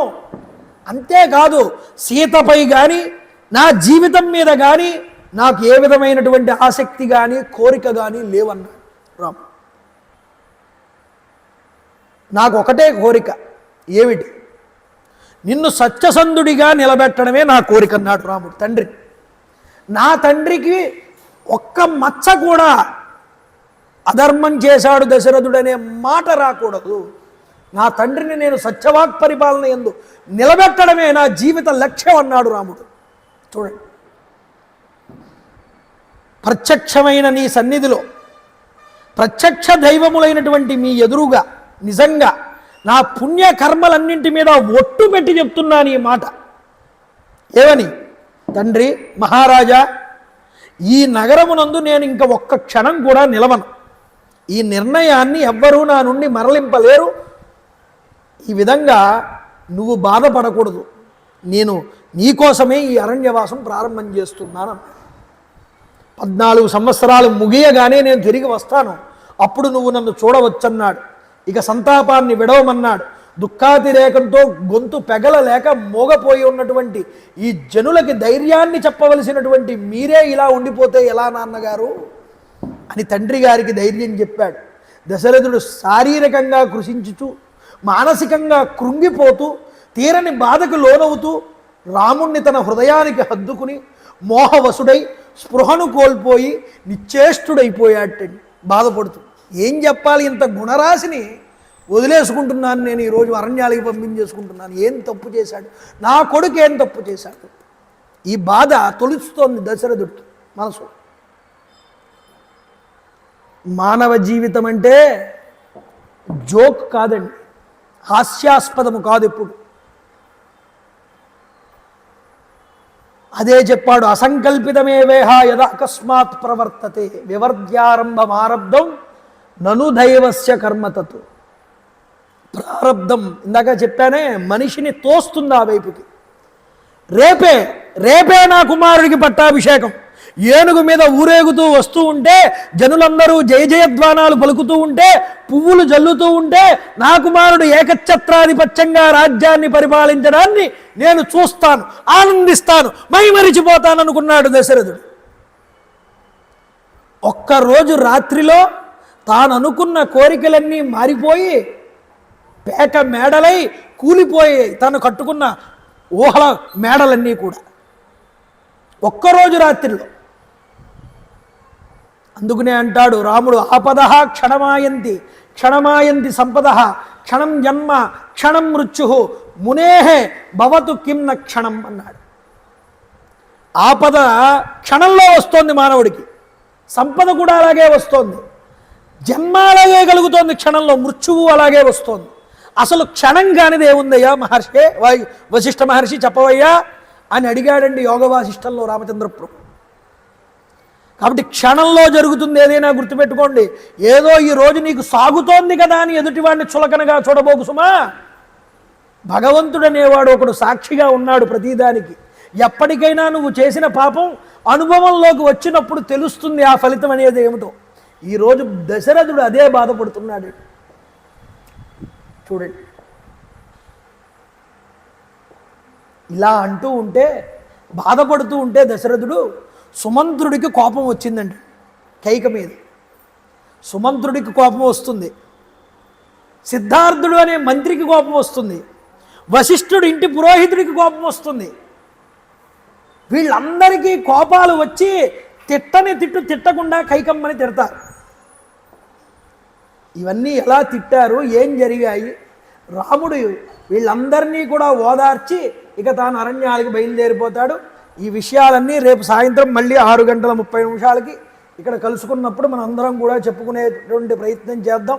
ఇంతటి చక్కగా ఈ యొక్క 5 రోజుల కార్యక్రమాలు కూడా ఇక్కడ మనకి ఎంతో వైభవంగా జరిగాయి. గాలిదేవర రామకృష్ణ గారు వరలక్ష్మి బ్రహ్మరాంబ దంపతుల జ్ఞాపకార్థంగా వారి కుమారుడు గాలిదేవర పుల్లయ్యనాయుడు గారు పద్మప్రియ దంపతులు గారి చేత ఈ 5 రోజులు రామాయణ ప్రవచనాలు అయోధ్యాకాండని వాళ్ళు వినడం, అక్కడ వారి జ్ఞాపకార్థం స్మృత్యంగా వారికి దండ వేయడం, ఇక్కడ ప్రసాద వితరణ చేయడం ఎంతో ముదాహమైనటువంటి విషయం. ఏదో అయిపోయింది కదా అని కాకుండా రోజు కూడా వచ్చి వినేటటువంటి ప్రయత్నం చేయండి. ఇది మీకు మంచిది, శ్రేయస్సు. వినిపింపజేస్తున్నారు చూసారా, ఇది ఇంకా గొప్ప విషయం. ఇది మీ యందు ఈ యొక్క ఆలోచన విధానం, ఆధ్యాత్మిక శక్తి పక్కకి తొణికిసకు వెళ్ళిపోకుండా ఉండాలని ప్రతి సంవత్సరం కోరుకుంటూ నేను చెప్తాను, మీరు అందరూ కూడా చెప్పే ప్రయత్నం చేయండి. శ్రీరామ జయ రామ జయ జయ రామ, శ్రీరామ జయ రామ జయ జయ రామ, శ్రీరామ జయ రామ జయ జయ రామ, శ్రీరామ జయ రామ జయ జయ రామ, శ్రీరామ జయ రామ జయ జయ రామ, శ్రీరామ జయ రామ జయ జయ రామ, శ్రీరామ జయ రామ జయ జయ రామ, శ్రీరామ జయ రామ జయ జయ రామ. రామ్ రామాయ నమః, రామ్ రామాయ నమః, రామ్ రామాయ నమః, రామ్ రామాయ నమః, రామ్ రామాయ నమః, రామ్ రామాయ నమః రామ్ రామాయ నమః రామ్ రామాయ నమః రామ్ రామాయ నమః మంగళం గోసలేంద్రాయ మహనీయ గుణాత్మనే చక్రవర్తి తనూజాయ సర్వభౌమాయ మంగళం ఉమాకాంతాయ కాంతాయ కామితార్థప్రదాయినే శ్రీగిరీశాయ దేవాయ మల్లినాథాయ మంగళం కాళే వర్షతు పర్జన్య పృథివీ సత్యశాలిని జై గురుదేవ దత్త సర్వం శ్రీ ఉమామహేశ్వర పరబ్రహ్మార్పణమస్తు స్వస్తి.